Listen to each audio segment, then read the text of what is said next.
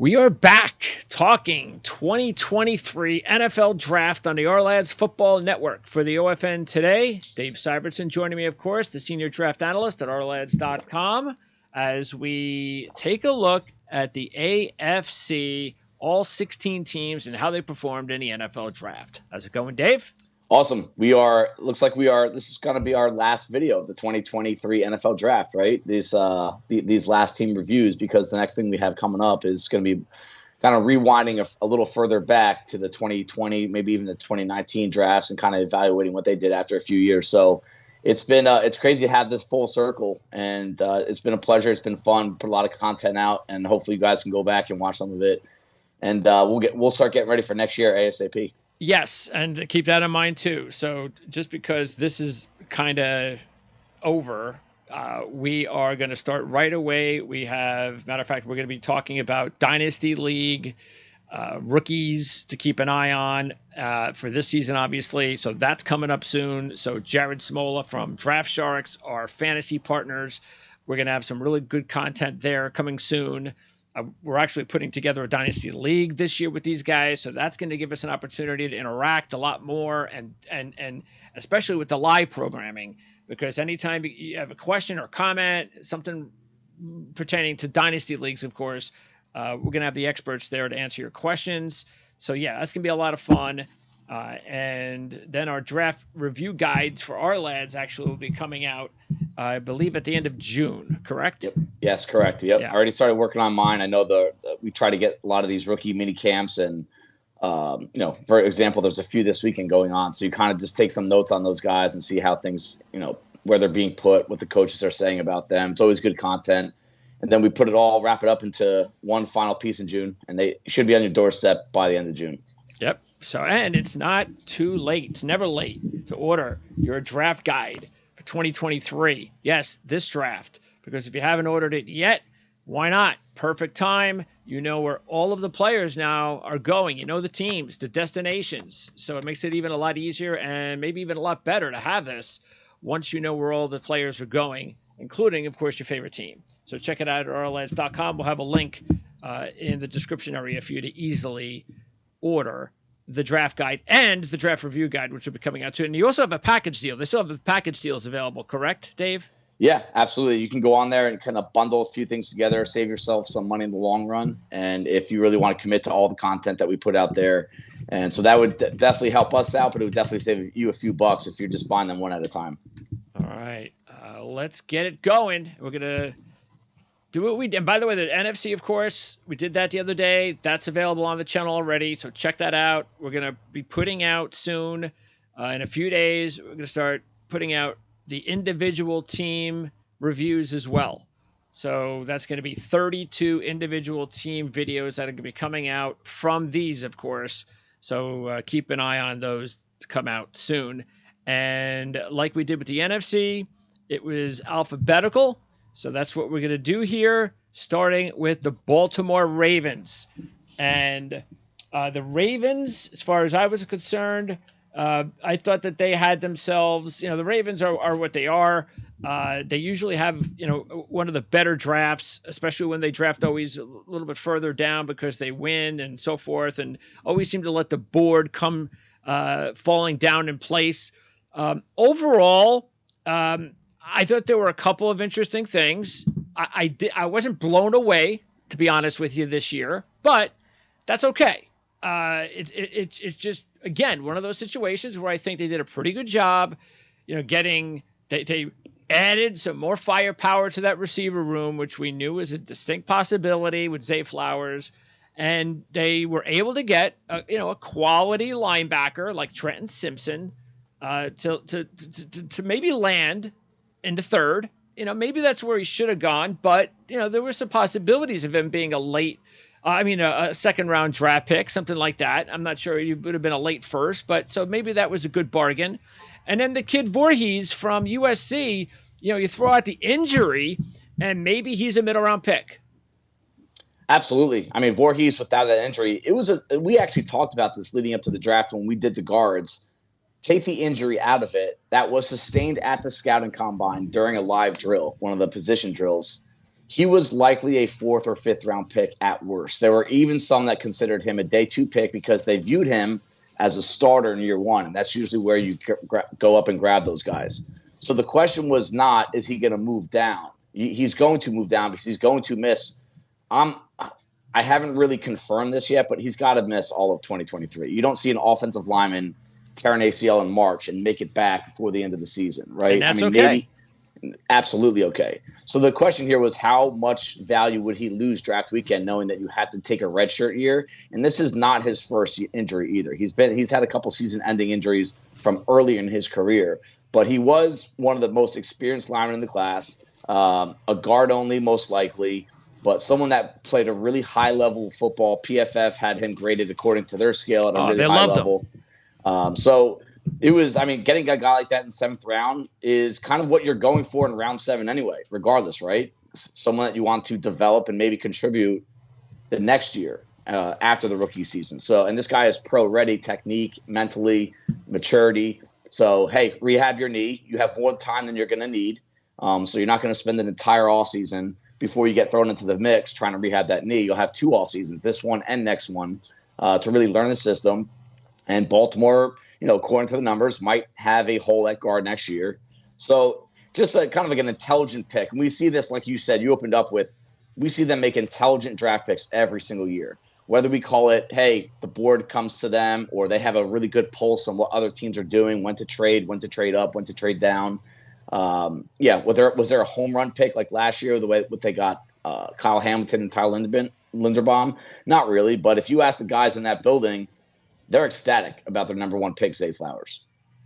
All right. So, Flowers, we said this before the draft, that they were going to need to target a slot receiver. And we talked about these players, including Addison.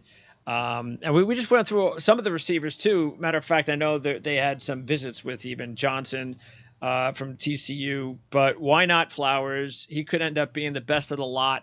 And now, with the veteran like Beckham in there, another veteran like Aguilar, and you throw in youngsters like Bateman and Flowers, no more excuses. No more. Don't want to hear it anymore. And this is going to be the opportunity now with Lamar Jackson's new contract. We know what the tight ends can do. We know what the running game can do. We know the offensive line is strong enough. It's all now on the shoulders of Lamar Jackson. Yeah, they've put all the resources into Lamar in the passing game. Financially, draft picks, free agency. It's all been about Lamar, the new offensive system, and supporting him. Just think about the 2 weeks leading up to the draft. Lamar, we didn't know where he was going to play. They didn't have Beckham, and they hadn't spent the 1st-round pick on Flowers yet. So in a very short amount of time, the trajectory from the outside anyway completely changed, like a reverse of 180 degrees. And Flowers, they're ecstatic to get him. Something about their scouting process that's very interesting to me, and I'm not sure if other teams do this, but this is kind of cool that before the final decisions, before the final board is made, they'll hand 7 to 10 players out to their entire scouting staff. Just 7 to 10 players. Hey guys, rank these guys. Okay. Let's get a consensus. Okay. Every single one of their scouts has Zay Flowers as the number 1 guy in that group. So whether it's that, and that included guys outside of wide receiver as well. So the entire system there. You're talking about guys that they felt they could draft. Right. And it could have been in their any target position. area. Okay. Any position in the target area. Okay. Correct. So Flowers was the guy, a consensus pick, and it seems like they have a system that we haven't seen yet, by the way, this new offensive system that really tailors to this kind of player, the inside-out versatility.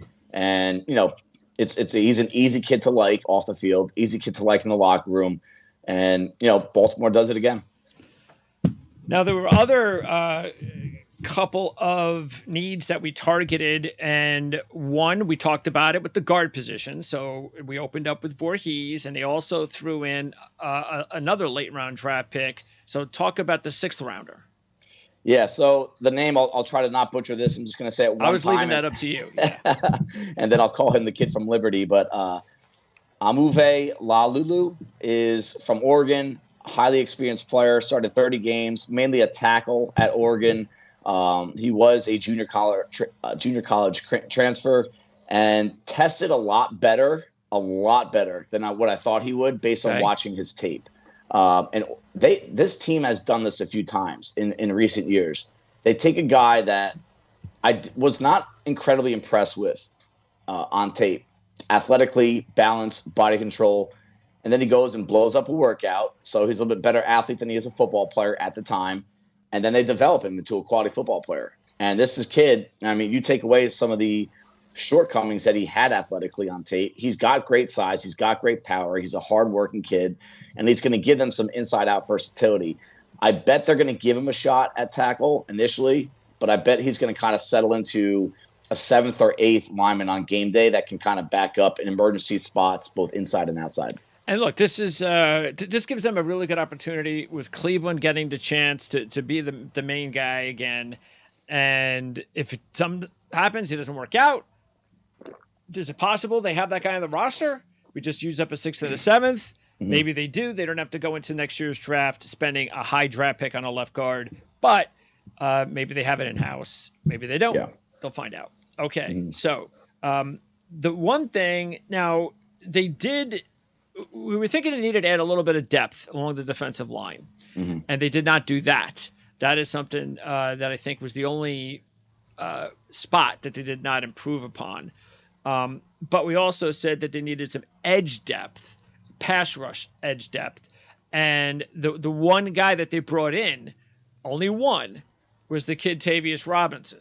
Mm. So talk about how he fits in, because is that his role? Is that going to be his role? Because, again, you look at the pass rushers, Oweh, Ajabo, Bowser, those are your three. We still don't know about pretty much Oweh or Ajabo. We know what Bowser does. So Robinson, is that pretty much what they're hoping for? Robinson that's going to be his number one goal? Yeah, different profile than the guys that you just listed. Those guys are a little bit more about speed, outside threat, explosion. They have some size to them, but they're not power defenders. They're not edge setters in the run game. You're not going to line them up in a 4-eye technique and tell them to drive the tackle backwards. Robinson, his best tape is essentially lining up as a 4-eye, basically head up over the tackle. He does this over the tight end really well, where he gets his long arms on those pads of the guy across from him and drives him backwards. He doesn't look like the most powerful guys, but he plays strong. So he fits a different profile than the current edge defenders that they have. Okay. And the name that came up, both on my scouting report and in the press conference from Baltimore post-draft, was Zadarius Smith. And that's where he started to make a name. He made a name for himself in this defense years ago. And I think that's where the kind of role and the kind of player this kid could be. That's what they see in him. Yeah, that's what they see in him, kind of inside-out versatility. So, yeah, they didn't add a lot of defensive line depth, but they did get a guy that can do some damage inside, that C-gap. Okay. And then the other position that we felt they needed to add maybe as much as two players was corner. Mm-hmm. They did add one, but it was the fifth round. So really they did not – what they did do, though, since our last conversation, is add in Rock Ya-Sin. Yeah. Okay. So that was – I was going to make sure you put that in there, because they did essentially add two corners over the weekend. One of them a veteran that won't be a long-term option, but he could be a Band-Aid. And the corner, this is a kid, Blue Kelly from Stanford, that probably gave Drake London in 2021 his toughest game when Stanford matched up against USC. Okay. Really big, physical, zone man, whatever you want to put him in. He's probably a little bit better in zone, because I do question some of the turn and run speed ability. He plays a little tight. Lots of experience, too. Yeah, smart kid, went to Stanford. Dad played in the NFL. Yeah, that's true. His dad, Brian Kelly, played in the NFL for a long time. So, I think there's something similar to what they did last year in the fourth round in drafting Jalen Armour-Davis, a corner from Alabama. Okay. You're not sure if he's going to be the guy at any point, but it's a quality body at a position that's hard to find quality bodies. All right. And then taking a look at the free agents after the draft, there were several names, and the ones that stick out for me on offense, we talked about the Maryland receivers on Wednesday's broadcast, and we did point out the fact that all three of them did not get drafted. So they get a local kid there. They also, so another receiver. So they also drafted the Vokalek kid which with this particular offense, I think could be interesting. Now, we know they're loaded at tight end here, but I just, you know what? That's the perfect kind of kid. He's on the practice squad. Something happens with one of the top 3 guys. Hopefully, you can swing him in, and maybe eventually he's a guy that you can keep an eye on. But I think he's an intriguing pickup and a perfect fit of where a kid like that would want to land. And then the biggest, of course, I'm going to save for last, is, as you know, one of my favorite sleepers in the draft did not even get drafted. And maybe it's not too surprising. It's a running back. You know, I know when you test, he's not the best testable kind of guy, but Keaton Mitchell in this offense, wow, I feel pretty good about him too, where he landed.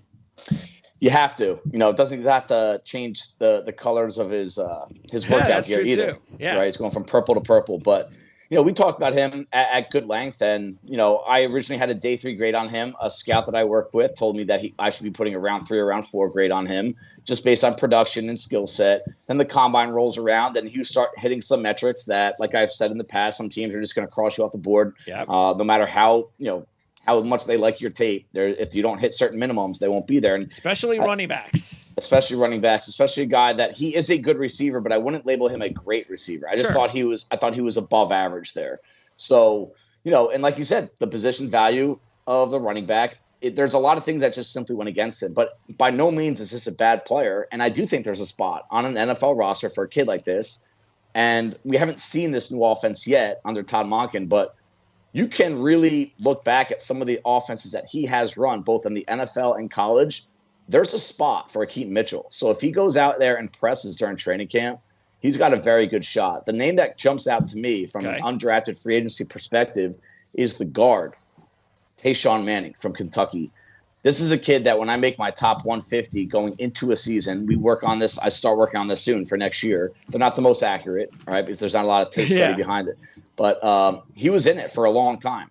He was a guy that I always viewed as a draftable player. And then, yes, he, like many other players on Kentucky's roster, did not play well in 2022. But when you talk about size, athleticism, experience at multiple spots, this team loves big bodies in the trenches, and they do the most they can with these guys. Some teams don't do a good job with it. Baltimore does, and I think there is a spot for another guy on this team to make the roster as an undrafted free agent. So if he can even show some versatility and maybe even play some right tackle, it's going to strengthen those odds even further. Well, and as we just said, now you can add Manning to the mix. That there's a 3 lineman now.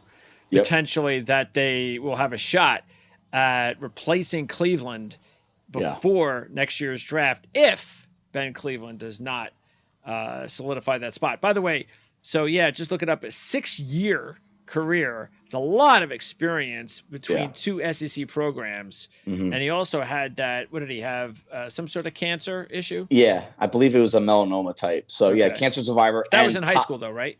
Yes, top-notch kid too. He started a nonprofit for people that have had similar situations to him. Really mature individual, someone that is going to be very hard to cut if a play on the field is even just good enough. He's going to be a hard guy to get rid of. So that's another kind of feather in his cap in terms of making this roster. Next up, the Buffalo Bills, and the Bills. As far as I was concerned, they had a very good draft. And matter of fact, we talked about this on Wednesday, that and this is one of the things we did not put in the ticker. So you have the ticker there. We explained it on Wednesday. So what the ticker is, it basically has your steals, your sleepers. What else does it have? The undrafted free agent list. Yeah, sleeper and guys that have the best shot at making the roster, the best fit. Yeah, the best fit. Yeah, best fit. And then biggest reaches, just value wise. And reaches, yes. Not that means that they're not good players. Right. So the thing that's not on the list is top 5 best drafts, top 3 least favorite drafts, and we both agreed with the 2 NFC teams. Your top 2 NFC teams, basically your elite drafts, went to Seattle and Philly. That happened to be mine. I have 2 more elite level teams because I didn't do the same as you. I basically just had different way of doing it, but Right. I had 2 elite NFC teams, AFC teams too. And but underneath that, I had 5 very good drafts that were not elite, but I felt, you know what, almost Carolina in the NFC, Detroit and the Giants in the NFC. Okay. But there were 2 teams that were just below elite in my mind, and 2 out of the 3 are on your list. And this is one of them, the Buffalo Bills. Yeah. So you take a look at the Bills, and I think to get one of our favorite players, Dalton Kincaid, late in the first round, with one of the best young quarterbacks in the league. You can say what you want. Oh, sort of like Detroit, but in a different way. Maybe the fans in a different way where, we already have our tight end. I mean, Dawson Knox, look, he's doing a good job. I mean, we don't have to. And you know what? If you go to Dawson Knox into next season, that's fine. That's okay. But when you get the opportunity as at one of the elite teams in the NFL to take a chance and go, you know what? No. We're not going to settle on okay. We're going after elite possibilities. That's what they did with Dalton Kincaid. Great pickup there. To get O'Cyrus Torrence as a 59th pick of the draft. Are you kidding me? Then they get another one of my favorite sleepers, linebacker Dorian Williams, in the 3rd round. And just those 3 picks alone was why I felt they had an outstanding draft. Yeah, I mean, Bills have made a habit out of doing a really good job draft weekend. And again, how do you build a sustainable winner? Yes, you need the quarterback. Yes, you could even say you need the head coach. But you got to just keep hitting singles and doubles in the draft. And that's what this draft, to me, looks like. Home run, meaning a guy's going to turn into an all-pro. I don't see it. But I see these guys as being a big part of a winning football team for a long time, especially those 3 picks. Kincaid, they trade up to. They trade up to get in front of Dallas. They had some pretty solid intel that Dallas was going to go after Dalton Kincaid. And based on the look of the Cowboys' war room draft weekend, I think they got caught sleeping at the wheel here. But we have to make sure that we're not viewing Kincaid as a tight end in this offense. Yeah. Yes, that's a position group that he'll be listed under on the R-Lads depth chart, but they just locked in Dawson Knox. He's not going anywhere. And if you remember Bean, when he was Brandon Bean, when he was with Carolina back when this team drafted Cam Newton about over 10 years ago, they had Jeremy Shockey, who was still a good tight end at the time, and they also traded for Greg Olsen. And that's something that the Bills have been trying to do over and over for the past few years. Okay. They're trying to get that second tight end so that they can play with a really versatile, hard to defend 12 personnel. And now they got it. And here you go. This is the guy, and schematically, he'll be more slot than he is tight end. So don't worry about him putting his hand in the dirt and trying to, block, Matt Judon. It's not going to happen. Yeah. He's going to be, and if it does, it's going to be one of those things we're going to look at and laugh and go, why did they do that? Right. Yeah. He's going to be closer to Cole Beasley than he is Dawson Knox when it comes to just that down-to-down responsibility. So, and how important, because we talked about that. That was a primary potential need we thought was the slot. Yeah. And that's basically what Kincaid fills. That's what he'll be. Yeah. If there's one guy that's going to lose snaps in this offense, it's Khalil Shakir, the actual slot receiver. So, really smart pick there, and I think it's going to be a big deal. I love the player. I mean, Greg, we've been talking about him as being the number 1 tight end in this class for months, right? I think we started talking about that in December. Yes. Maybe even earlier than that. So it's kind of came to fruition. Torrance, the 2nd rounder, there were a couple character red flags that bumped him down. I was wondering what happened there. So there's some coachability and work ethic issues there that I think some teams cross him off the board. He had a really bad pre-draft workout. If there's one position I don't care about workouts, it's offensive line, but you do make notes of it. And you got to wonder if he didn't really grind that hard during the pre-draft process and turn some guys off because didn't have a weight issue. This is a kid that weighed 420 pounds in high school. He got, he's down 90 pounds. Okay. So he took care of his body throughout college. And, we talked about him a lot, going to SEC, no sacks allowed, no penalties, all this good stuff. But at the end of the day, he's a bad athlete as a tester. And again, some teams are probably saying, hey, we're not going to even consider him. He's off our board. And then you also add on some character issues, coachability, work ethic. Other teams are going to cross him off the board. So now the Bills just get a guy sitting there round 2 that's a first-round caliber lineman that they don't have to rush into action either. So really good pick for them. That goes a little against the grain of what they've done with the interior in recent years, but value is value at that point. They usually go for an athletic tackle and they convert him to guard. That's been their move for the interior for years. So this guy is just a straight guard that's probably going to be on the unathletic side. But I like the upside. I like what they're going to do with him over the course of the next year or two. Okay, before we move on, let's talk about the 2 free agents they picked up. Yeah. Because Broker and Garage, I don't know how you pronounce that name. Yep. Both of them, our lads felt could have been 5th-round draft picks. Yeah. And they were able to get Broker in the 7th and Garage as a free agent. Yeah. Yeah, definitely 2 guys. That's the profile this team has gone after when you're trying to build the interior. College tackles that we're going to move inside. And Broker, he can snap. I think he's going to be a guard center backup. And we talked about this team needing a center. Yes. Don't sleep on Broker being the guy next year. Oh, it happens all the time with centers. You draft them in the 7th round, they become your 10-year starter. Yep. And he has snapping experience. He doesn't have game experience, but the undrafted name that gets my attention is DJ Dale, because the D tackle, they needed to address that position in this draft. They did sign Poona Ford after, so that was a solid signing. But again, long term, I don't think they have anyone under contract at that position next year. So the cupboard's going to be pretty bare. And I like DJ Dale's odds of being in the picture next year. Yep, we talked about adding depth there, and they did that. We also wondered if they were going to add, not that they needed it, but this is a team that constantly just doubles down, triples down, quadruples down on edge rushers. Yeah. And you could, some people might say they did need it, but they've had so much invested in it that they really do need these guys to step up. Yeah. And so that's basically what they're hoping now, especially if Von Miller were to go down again. So they're going into the season with what they got, which is fine. We also thought about some potential DBs if they wanted to add. Hyde and Poyer getting a little bit older. Hamlin coming off the serious injury, health issue. But, because Lamb is now going to be asked to make a big step up, no question. But it looks like they're going to live with what they have there. I wouldn't be surprised if they added another DB veteran, another corner veteran along the line. They've been pretty active post draft. They signed Poona Ford, like I said, and Latavius Murray post draft. It sounds like they're not done yet. And then the offensive line, we talked about that. And Dale, how surprised were you that Dale did not get drafted? Not overly surprised. Based on his position?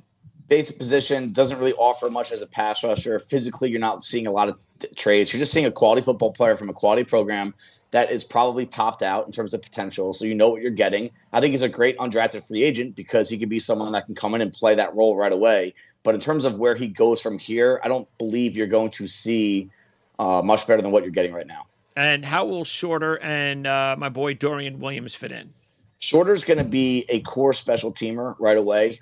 He'll make that team because of special teams, and then he also gives them a size element that they don't currently have beyond Gabe Davis. There are tools there. I mean, I think he's 6'3 plus, ran a sub 4.4, but he plays all 4 special teams as a gunner and personal protector. So you'll see him on the field. He'll be an active game day guy. Is that Dorian the Penn State transfer? Yes, the Penn State transfer, 5-star recruit.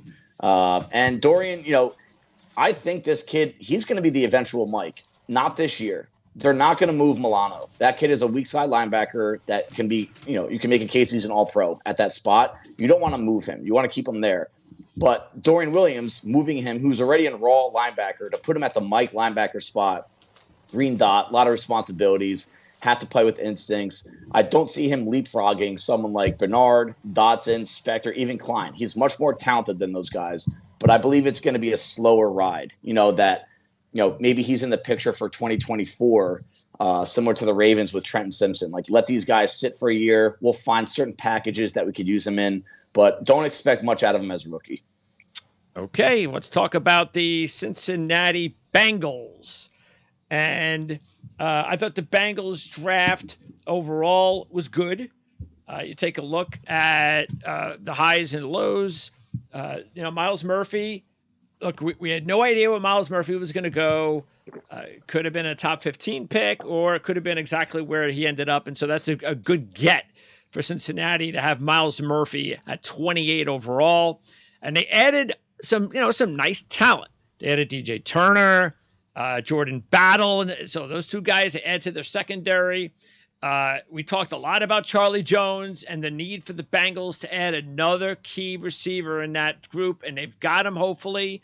And they also added the kid from Princeton, and they were able to get Chase Brown in the 5th round. And as we know, with running backs, you can get these guys, end of day 2, or especially in day 3, or even free agency, and you never know when you're going to get lucky. So Chase Brown has the ability to definitely be one of the guys that could pan out. But yeah, especially those first 5 picks, I felt, hey, these are guys that are going to, especially, and Murphy at the top, these are guys that definitely will contribute.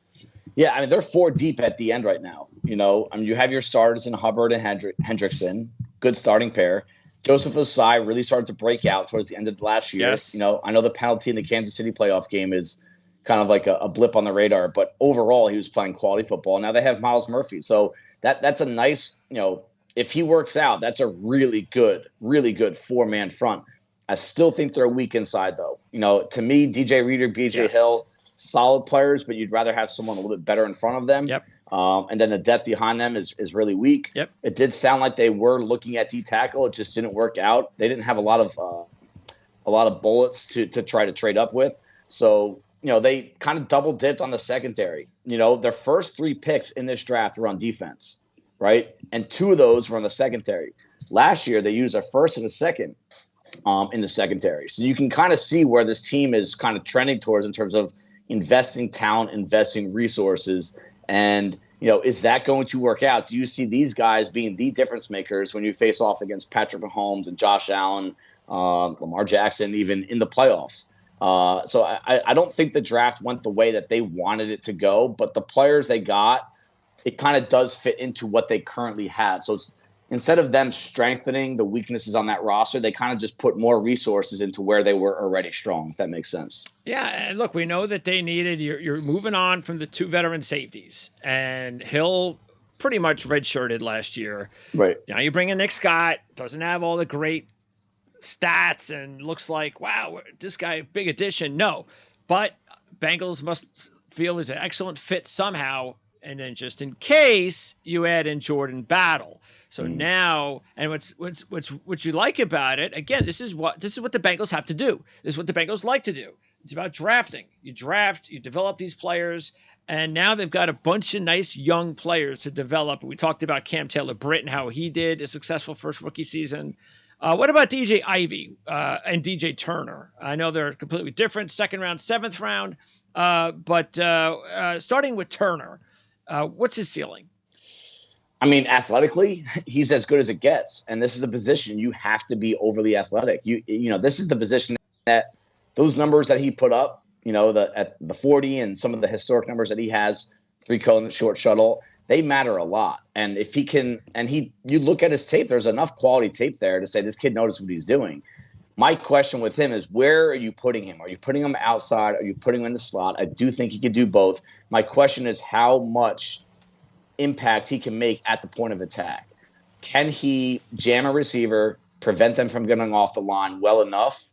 And that's the one weakness I had him in college. And I don't want to put him in his own scheme. I don't think you're really using his athletic ability in that role. So as a man cover guy that needs to play off a little bit to really get the most out of himself, I just think the ceiling of his impact is not that high, right? I had a day 2, early day 3 grade on him for that reason. I think he could be a good player that'll be around for a long time.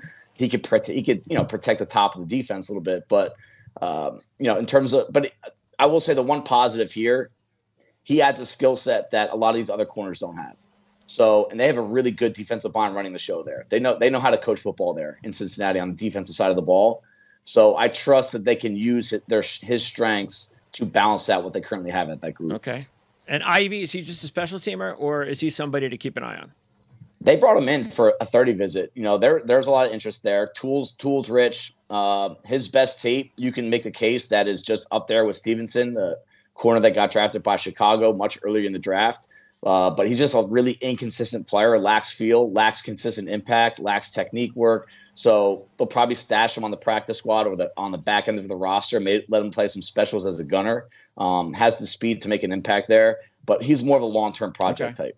On offense, you take a look at the two receivers. Again, we talked about Charlie Jones. You can see the difference with Charlie Jones from Iowa to Purdue based on whether or not you want to say scheme and or talent. So now he goes to Joe Burrow. And how can you not land in a better spot, not only for Charlie Jones, but it just makes, this is what's so great when you're a general manager and you strike it and you hit it with the quarterback.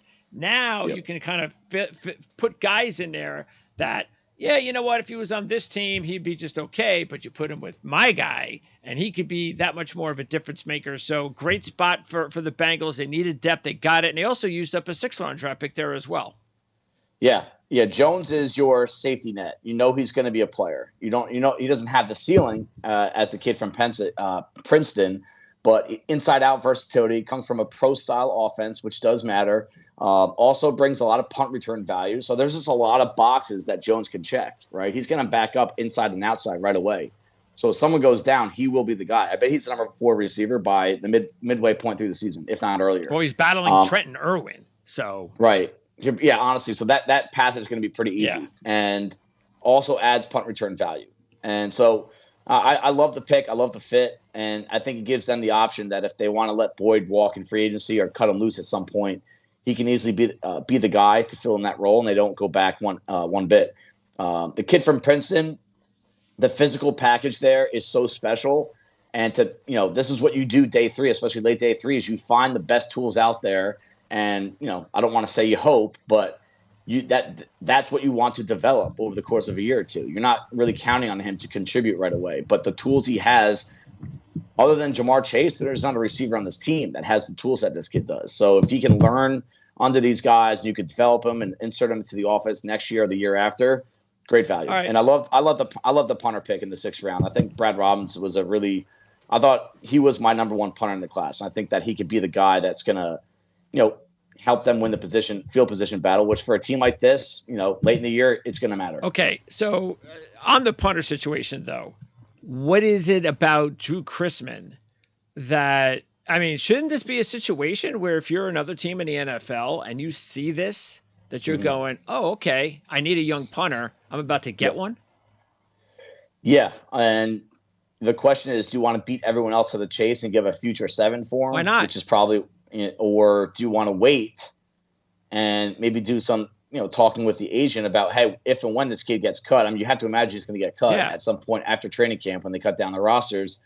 Hey, we want first look at him, and that's the side of the business that I'm not involved with at all, but I'm sure it gets pretty dirty, pretty nasty. So, if you're a team that you don't have that relationship with the agent, you don't have the relationship with Chrisman, then you might want to send a future 7th if you're someone that's in need of a punter. Yeah, I'll talk to hopefully John Sheeran, who covers the Bengals, about this, because he'll know a lot more about this Drew Chrisman deal. All I know is he was an elite punter in college. Seemed like he did a decent job last year when he got his chance, but apparently there's something about him that the Bengals were not comfortable with. So I'll be able to find that out when we talk to John, hopefully sometime soon. And they also, as far as free agency, after the draft, picks up Jackson Kirkland.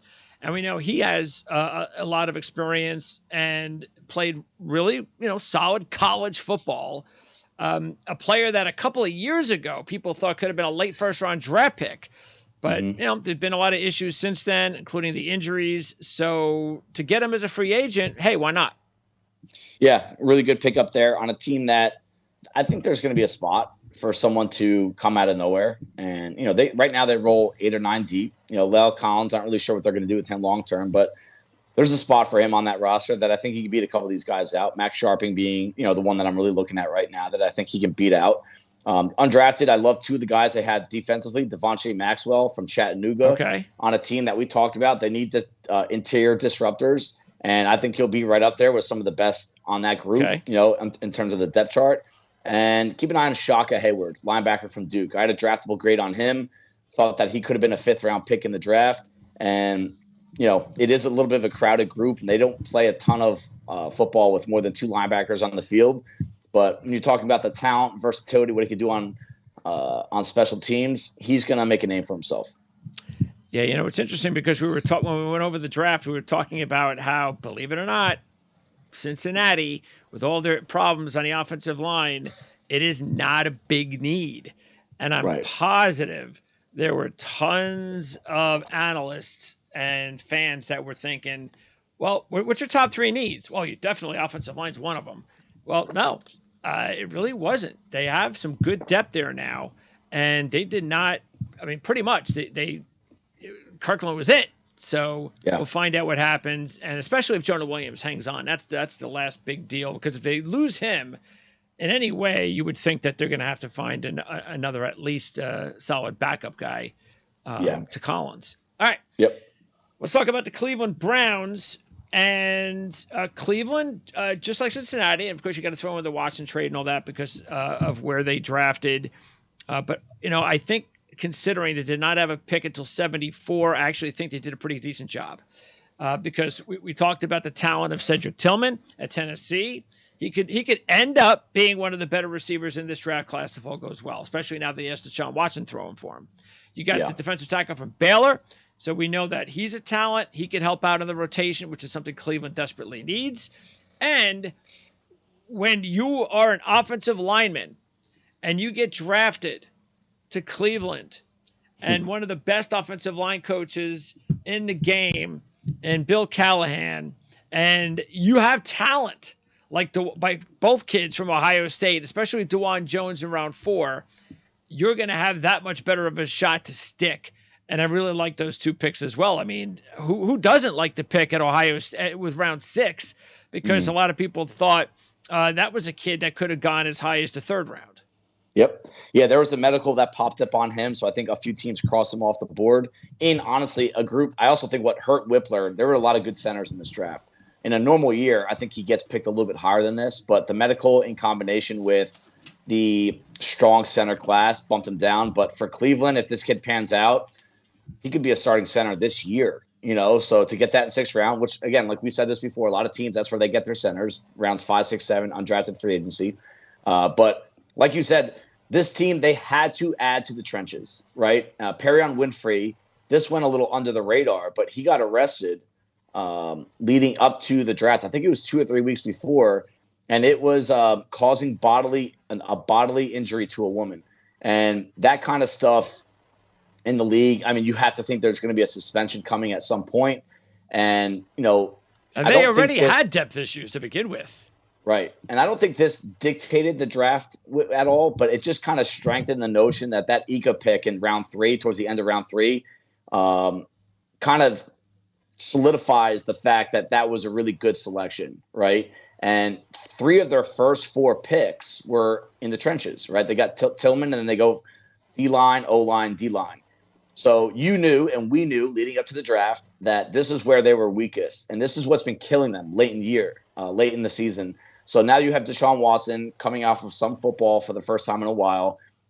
Offensive and defensive lines should be strengthened at least a little bit. And, I love what they did here.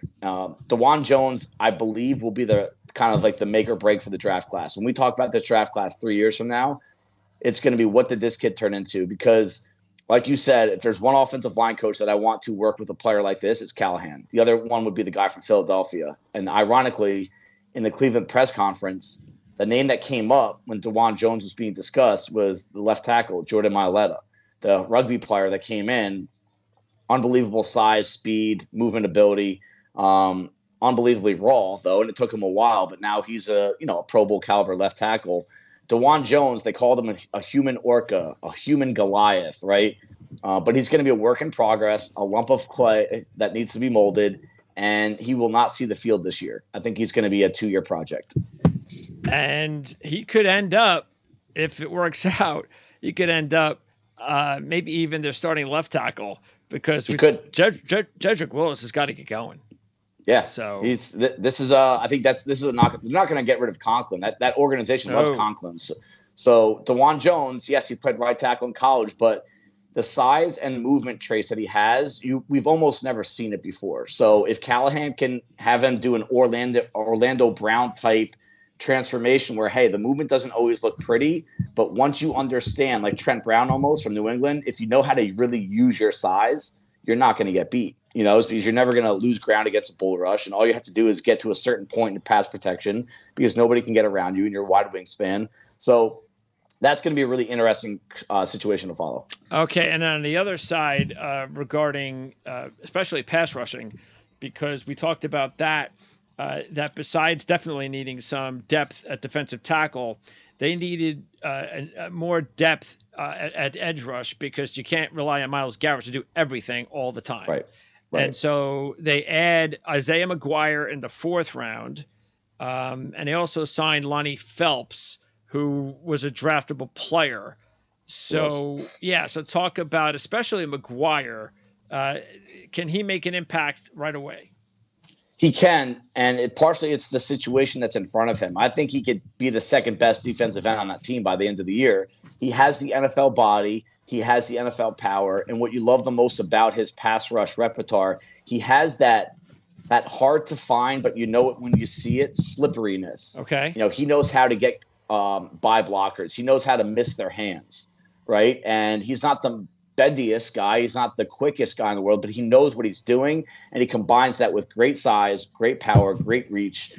Between him and Alex Wright, their 2022 3rd-round pick, I got to think one of those guys is going to end up the starter across Garrett before the end of the season. Okay. And what do you like about Lonnie Phelps' chances? Special teams. He's widely considered the best special teamer in the draft. Wow. If you watch it, that's tough not many for people defensive lineman. Yeah, not many, and it's a mentality, right? And he's got some speed. He ran a 4.6. I mean, he's got some athletic ability. As a D end, I don't know if I see him as an every down player, but I think he could be a situational guy as a pass rusher. But his route to making this team will be on special teams. He's one of the few guys that you'll just pop the tape on and you'll want to watch him run down the field on kickoff and punt and bang some heads. It's a fun kid to watch, A lot of energy. But he was a productive player between Miami of Ohio and Kansas and he turned some heads at the Senior Bowl. So I think he's got a good shot at making this roster. Also, some other players, let's say Cameron Mitchell, the corner, went in round 5. They were able to use or not use a draft pick on a player that was definitely draftable, and that was Ronnie Hickman, the Ohio State safety. Diabate's also had time with a couple of big-time programs, the linebacker. So anybody else, besides even Charlie Thomas, we know about him. So anybody else, or did you want to talk a little bit more about those players? I mean, those are the guys that really caught my attention. Jeremiah Martin is another DN, just because this team's looking for DNs that he's caught my attention. Washington had a lot of talent up front last year, and a few of them went back to school. 2 of them went back to school last year, but he's the one that came out. Older player, late transfer to Washington, really powerful kid that had the NFL look about him, just did not test athletically very well. But I like him as in a situation like this, that he could be that 5th or 6th defensive end that they keep on the roster. But yeah, the names that you gave, Diabate and Hickman, really good players that should have been drafted, but just got caught in the numbers game. And Cameron Mitchell, the second player this team has drafted at the cornerback position in 3 years. They drafted Greg Newsome round 1, 2021. And they had a lot of success with him. And Newsome was one of the guys banging the table for Mitchell, just as an underrated player that is going to be able to do some damage here. Yeah, I mean, what you do like about it, again, is the fact that because they did not have a pick in the first 2 rounds, that they were able to land, including free agency, after the draft, they were able to land a nice number of players that should either make the roster or be valuable practice squad candidates. So, and this is not a surprise. We talked also about this, that if there was any teams, Cleveland and Miami being 2 of them, that could have been okay to not have those early first or even second round draft picks, those were two of the teams, especially Cleveland, who did not make the playoffs. That you just have to look a couple of years ago at how good and how much depth that this roster had. Yes, there were a few other positions that needed help, but as we just talked about, now they've strengthened those positions. So this is still a very talented roster. Yeah, excellent haul for these guys, considering that they didn't have a first or second round pick. If you gave me this list of names and said, this is the team, this is the group of players this team's going to walk away from the draft with, I would have told you prior to the draft that they traded up. There's a bunch of day 2 talent names, and I love the quarterback Thompson Robinson as a backup. I told you guys before the draft, he's probably like one of my favorite backup quarterbacks out of this class. I do think it's going to start games in the NFL. Wow, really? Yes, okay. I do. So that's one of our disagreements.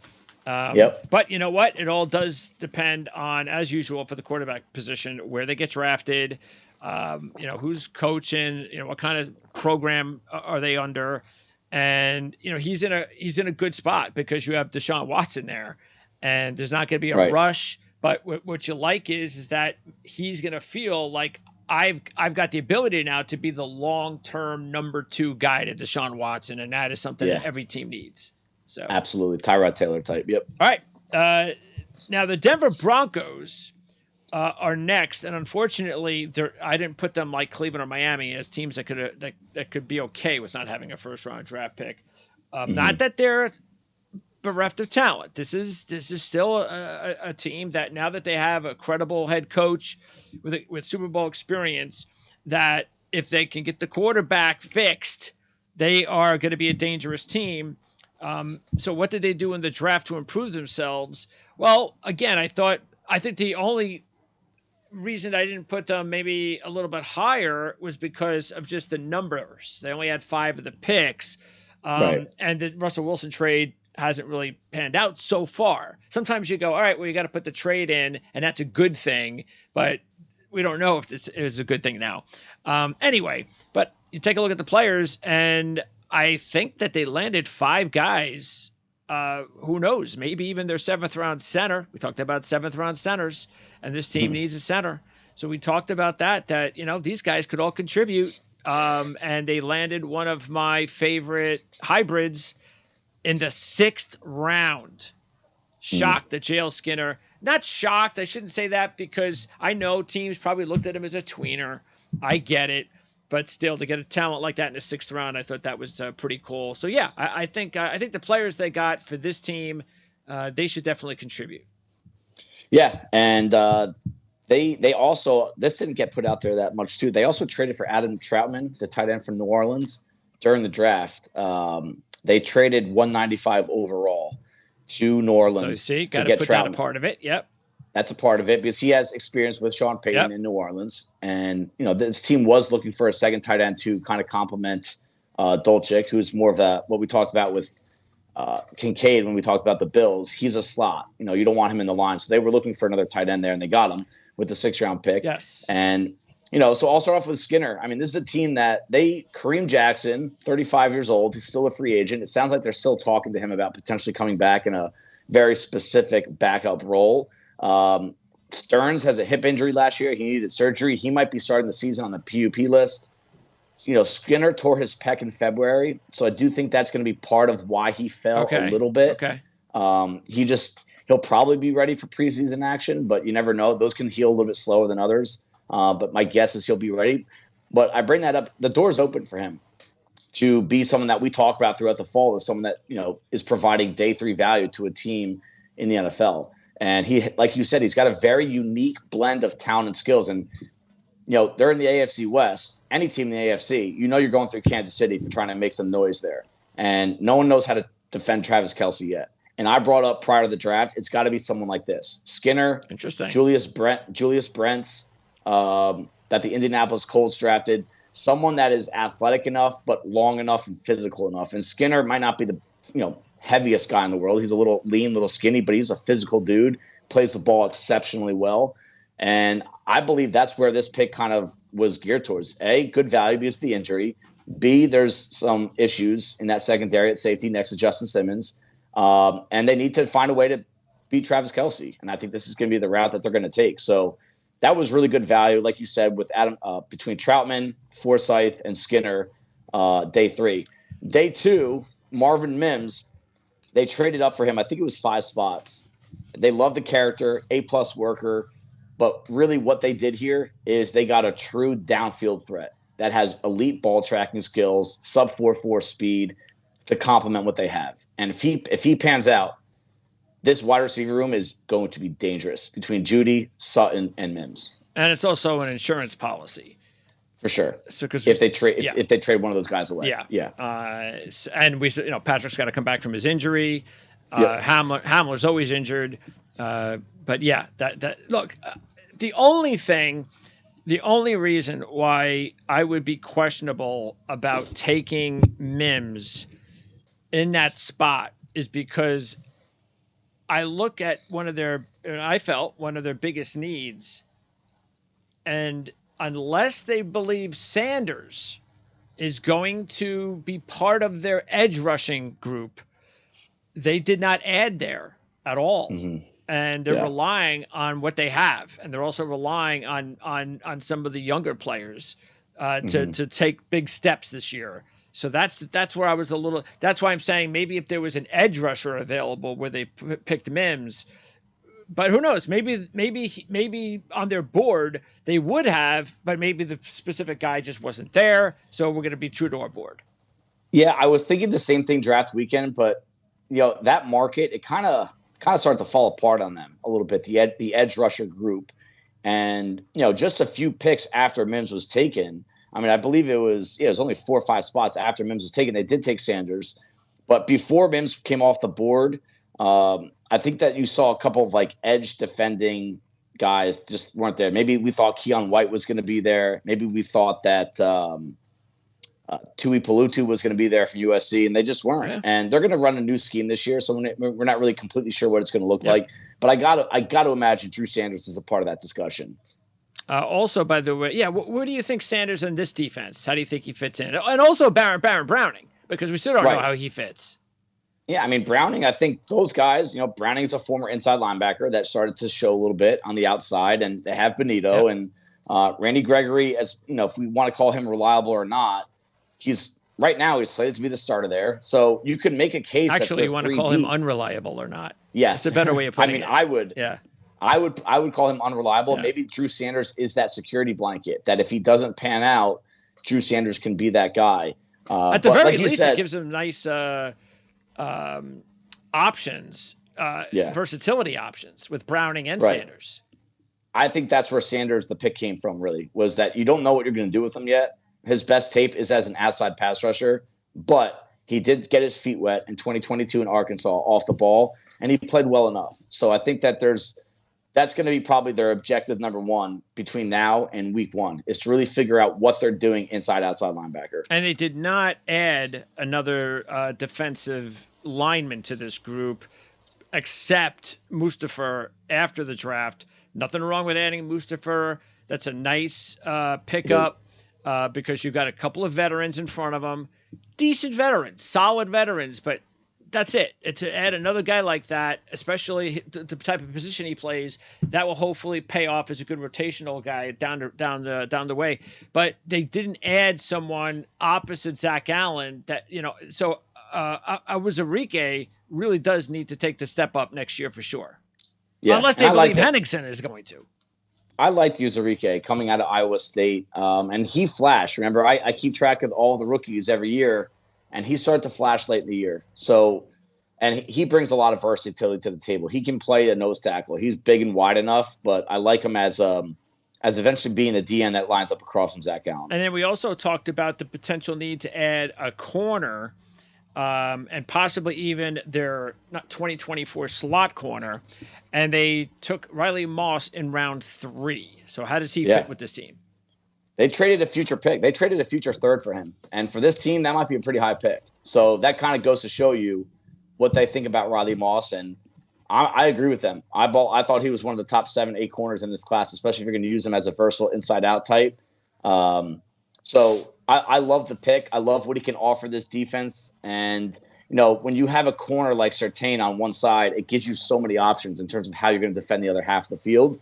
And you get a guy like Moss that could play some safety if they still have some issues there, kind of what we already talked about. He can play nickel. And I'll tell you what, if Damari Mathis goes down or he starts to take a step back, Moss can be an outside guy. He could do it all. All right. And then lastly, Forsyth. So to get him in the 7th round was nice, and especially with the big need that they have up the middle, because they drafted Wattenberg in the 5th round last year. A lot of people kind of surprised about that. Oh, they could have went in different directions. But now they've got 2 young center prospects, because I think we've seen enough of Lloyd Cushenberry to know what we got there. Yep. And that's not a credible starting center. Right. So what do you think about Forsyth's chance of starting even as early as opening day? That's a stretch, only because I think the one thing I get a little worried about with him is anchoring. Can he really hold up against some of the bigger, more powerful interior defensive linemen? Okay.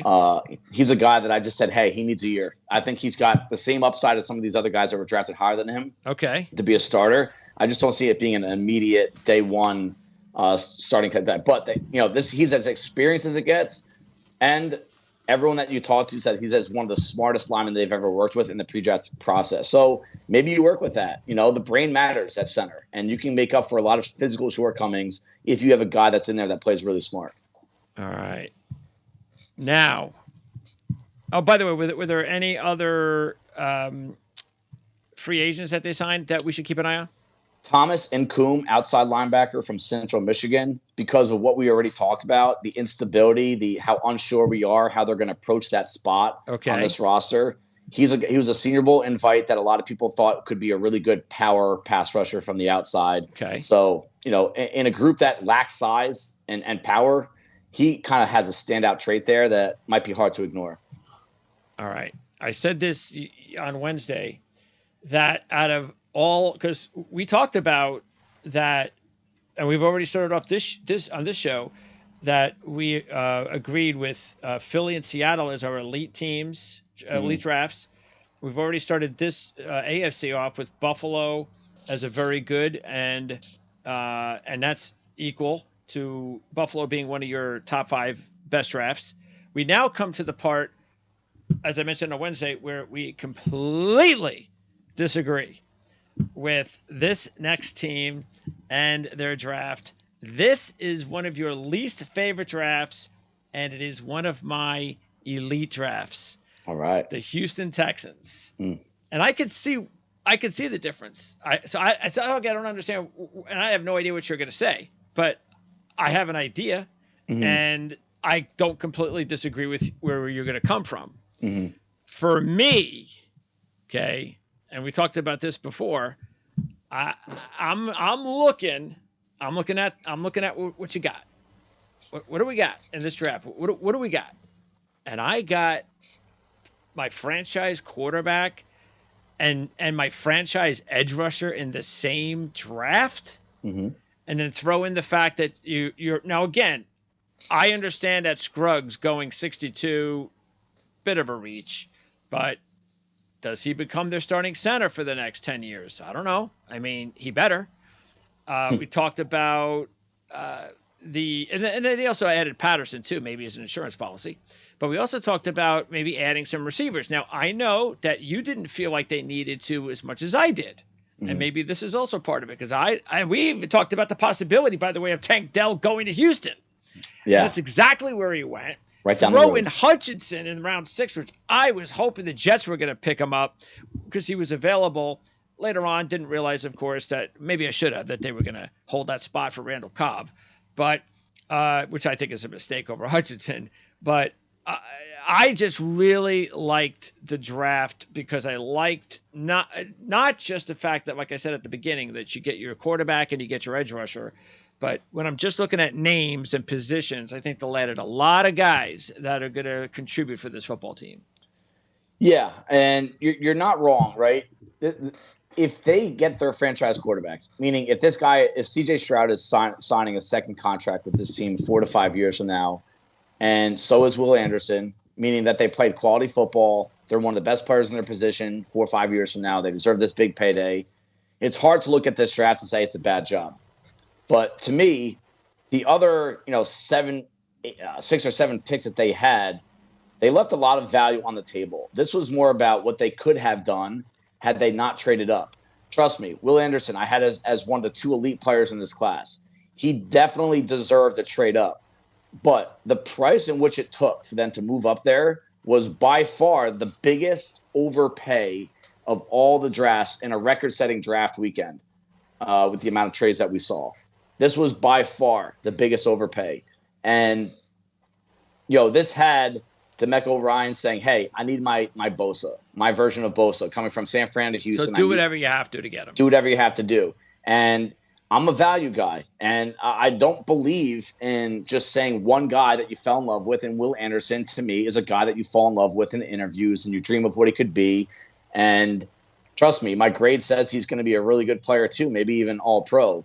But, so I kind of left that trade as saying, wow, that was something that's going to compromise their future a little bit. First of all, I don't think Will Anderson can just be an all-pro. Right. And this works out. Will Anderson has to be maybe Hall of Fame caliber player. Honestly, yeah, you're right. A, picking third. B, you basically sold all these future first-round picks, or a future first-round pick and other draft capital as well. I don't want to get it wrong, but it was a huge price. I keep track of every value. I have a couple different draft value charts that I use, and this was a massive overpay, almost like giving a first-round pick away for free type overpay. And the Juice Scruggs pick, not only did it bother me, they traded up for him. Yeah. Why do you think they did that? Every year we say, hey, it only takes one. It only takes one scout, one GM. They fall in love with the player, and there you go. Why do you think they fell in love with Juice Scruggs? It had to be an intangible. I mean, you can't – I went back and watched some of his tape because I wanted to see if I missed out on something, and I walked away with the same notes I walked in with. Average player at best. Inside-out versatility, sure. A little bit bigger, longer than some of the other guards and centers in this class, sure. But to say that, A, you had to trade up for him, unless they had some intel. Maybe they did. I don't know. And B, you couldn't settle with someone else. I always look at when you trade up for someone, what could you have gotten if you did not trade up?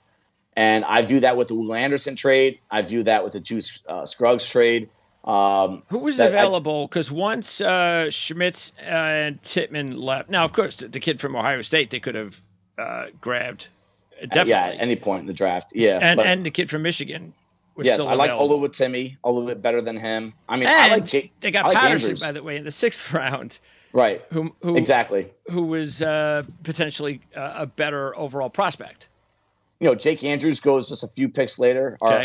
In the 4th round to New England. I liked him a little better. Nick Saldiveri, the tackle from Old Dominion that many are saying will be a guard center in the NFL. I like Oluwatimi. So, if they had simply just stayed put and took Scruggs in round 3, I'd have been like, okay, they liked him more. But the fact that they traded up for him and gave other capital away on a team that needs a lot of talent, I just left myself scratching my head. And, I wasn't a huge Tank Dell guy. Well, we knew he was going to go in the 2nd or 3rd round because we talked about Tutu Atwell. Right, the movement traits. But he's a lot better than Tutu Atwell, okay? Let's just get that through. Yeah. He's more dynamic. He could do different things. He's a competitor. He's more competitive. He's a better returner than Tutu Atwell. And how do we know that he's a competitor? That his name's Tank. He's just a tough dude. He's a fun kid to watch football, and sometimes, I don't like criticizing draft picks. I really don't. I don't want to rain on these kids' parades. I don't want to act like I know what I'm doing more. I'm just saying from my perspective, a wide receiver that weighs under 170 pounds, it almost never works out at the next level unless there's a huge standout trait. And I guess the change of direction for them was there.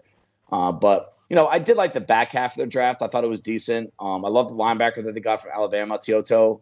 He's going to be a starting linebacker there. Yeah, how does he fit with DeMeco? Because we talked because we know now. I don't know because probably not, but he is at some point going to need to get his star linebacker, his guy, his dude. Yeah. So how can this guy contribute? He did not get him this year, but I do think this is going to be the guy that is next to the dude for a long time. Teoto he's kind of what DeMeco Ryans was coming out of Alabama. A little unathletic, maybe not the biggest, but smart, a leader, can call the shots. You trust him in the middle of your defense to put people in the right position. I kept on bringing up the name Antonio Pierce, and Antonio Pierce, to me, was a very similar linebacker to DeMeco Ryans. So I think that he's going to be that reliable number 2 inside, and it's just going to take him another year or two to find the number 1 guy. But, Dylan Horton, didn't love the pick there. I just think that he's a guy that is just measurable only. Just for every 2 or 3 quality plays he has on tape, he's got 20 that I just don't like, where he just can't hold the edge. Doesn't have a lot of versatility to his pass rush game. How about to get Ali Gay after the draft? If you told me Ali Gay was the pick instead of Horton, I would have liked it more. See? So that's sometimes how it works out. Yeah. I love the undrafted free agency pick. There was a medical there that bumped him out of the draft. Again, you don't get some of this stuff until after because I guess just they want to keep it quiet. But that's where I think that he'll end up. Horton is going to end up behind Gay in this depth chart on this depth chart in time. And again, so I look at what could you have gotten with that 4th round pick that you used. Sure. There was a lot of 4th round talent available in this draft. And I believe that they kind of missed the boat there. See, here's the thing with what Nick Caserio has done. And I think that his approach in the last year or two of the way that he's made deals and the way that he's revamping this entire roster, which is not very good, I think his approach has been excellent. But the question comes from, is he picking the right guys? Right. And one of the things you really have to do is look at it last year. Look at the fact that he had the option to pick the top corner in the draft. And even though it's only 1 year, it looks like he picked the wrong one. Yep. So that's a good way of putting it. I love the approach from a bird's eye lens. Is he picking the right guys? Is he leaving the right guys on the table? Willie Anderson, much better football player than Lucas Van Ness, but they could have had Van Ness if they wanted that pure edge guy with their 12th pick and also next year's 1st round pick and all the other capital that they gave up. Or they could have drafted, if they wanted a true slot to add to CJ Stroud, why not add the college teammate, Jackson Smith-Njigba, with that 12th overall pick and also be able to maintain that future draft capital. That's the road I go down. The bird's eye lens, great approach, knows what he's doing. But like you said, is he picking the right players? The good news is up until the point, and you hope it comes, and it should come if you make the playoffs and so forth, that your window, the number of picks all of a sudden, you're not going to be drafting 10 guys and 12 guys, and you're going to be 5 guys is one draft, and you're going to be looking for those really top guys instead of a package. That's when you really have to hit them. He, I think, benefits because he's able to, because again, when you just take a look at all the guys, the new rookies that he's added to this roster, names only, you go, okay, for the roster that they've had, nice addition, especially the offseason that he had with free agency. I like all of the new players that he has on this team now compared to last year's roster.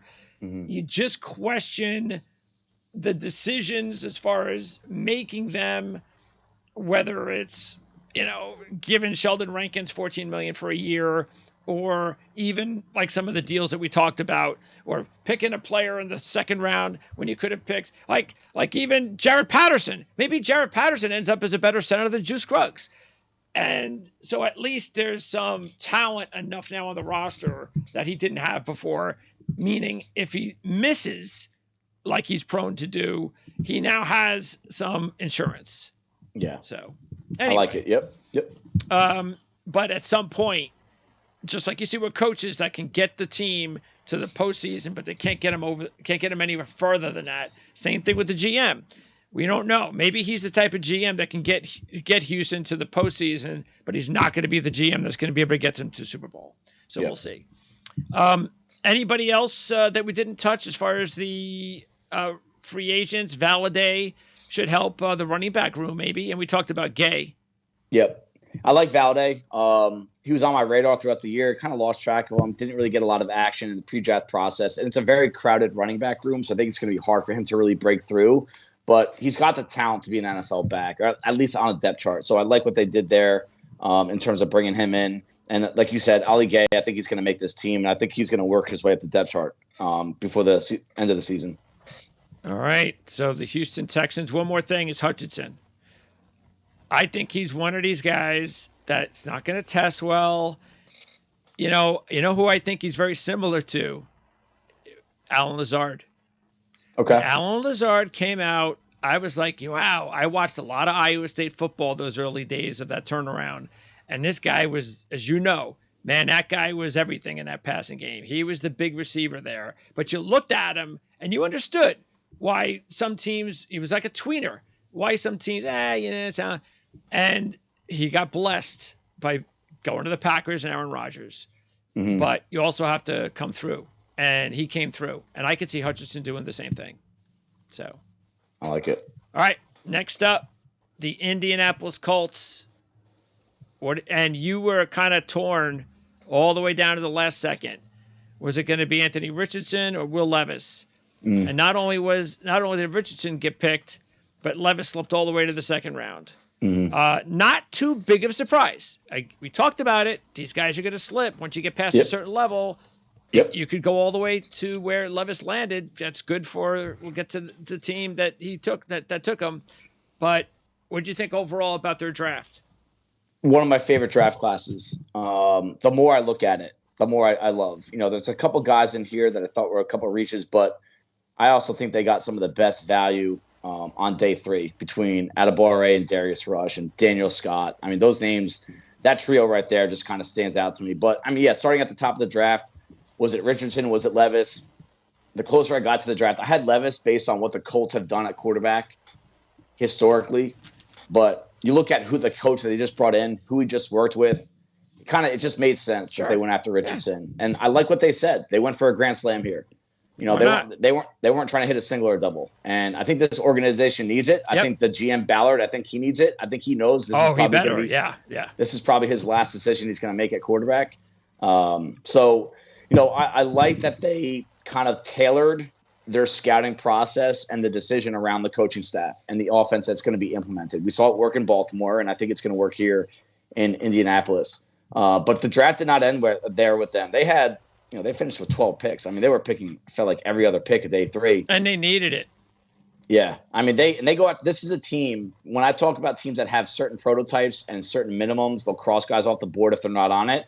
This is one of them. And the 2 corners that they got, Julius Brents, Darius Rush, tall, big, fast, receiver caliber, ball skills, aggressive, really fits in well with what they've been trying to get in at corner. They just haven't been, like quarterback, they have not been hitting, they haven't been getting on base with the veterans that they've been bringing in. Rock Ya-Sin, Stephon Gilmore, right? So I think they're going to go, they went the young guy route, really expensive position to find pro caliber talent at. So, getting these guys on rookie contracts is going to help a lot if they pan out. I love the Josh Downs pick. Give Anthony Richardson his slot to work with right away. But my favorite pick was that.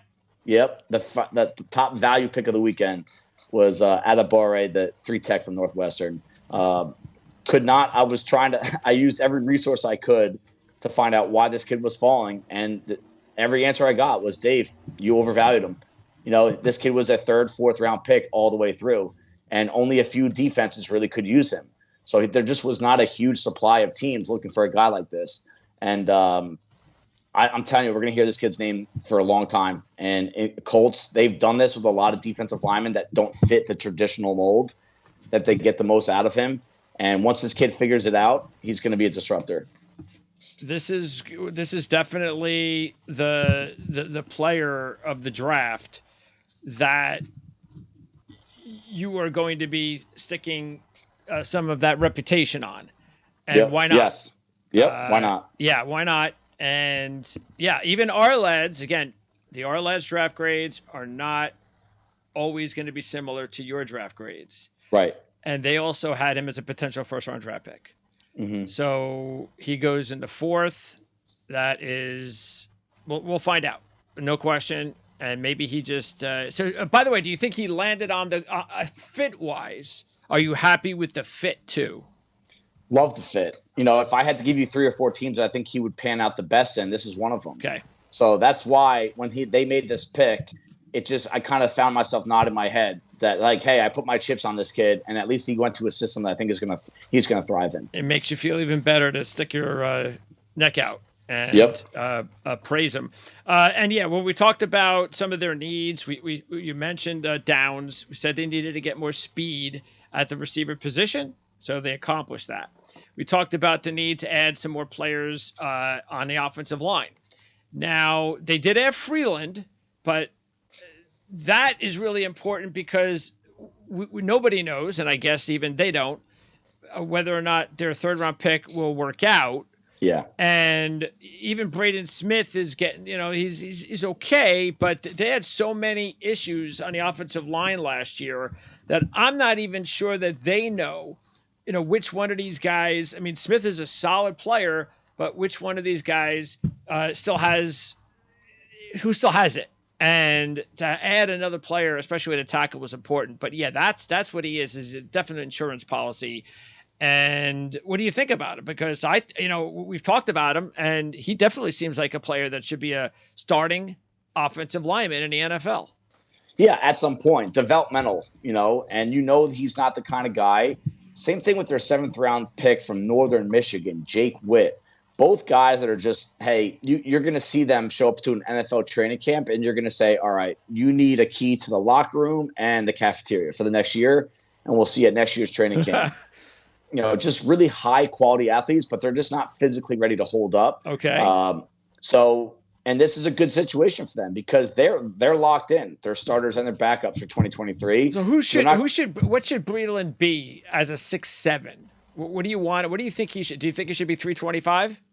Yeah, I would say minimum 325. Minimum. I just want to see a little bit more thickness below the waist. Like this, when I look at body types, especially an offensive lineman, how loose are their pants around the hips? I know it sounds funny, but that's like something. Do they fill in their pants? Right? Is there enough girth around the thighs and the butt to really sustain the idea that they need to have an anchor? And then you watch him play, and you say there's not a lot of stability coming from his game. He's a great athlete. There's no question. He's one of the best athletes in the draft at that position. But there's not a lot of stability, and there's not a lot of sheer power coming from that lower half. You can get away with it when you had the BYU schedule, but not the NFL. The one thing I was disappointed about was they did not add – now, unless – which was a good signing after the draft, a kid from Alabama, but unless that becomes something or someone, they did not add anybody at the center right guard spot.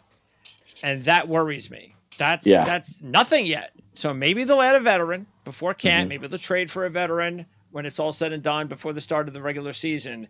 I can't imagine that, again, unless the kid from Alabama blows them away and feel that at some point this season he could take over, which I think is a gamble, of course, that I'm kind of surprised that they did not really improve that spot at this point so far. Yeah.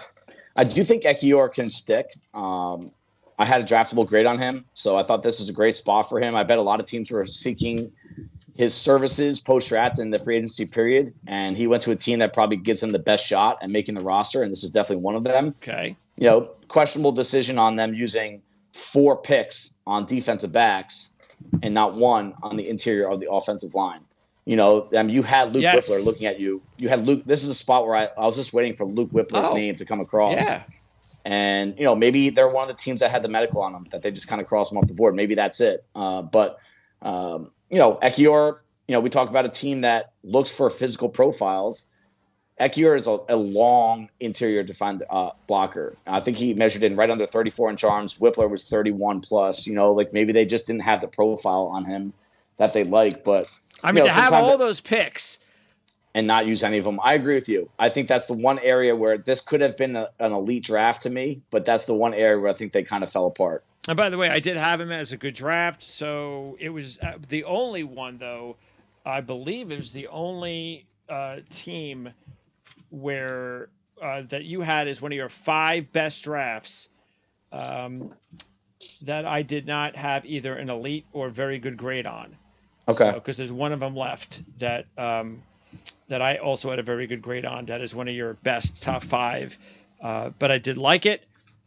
Yet again, yeah, there were a few issues there, no question, at least in our minds. And yeah, we thought that they could have used a blocking tight end. Didn't get that. Will Mallory.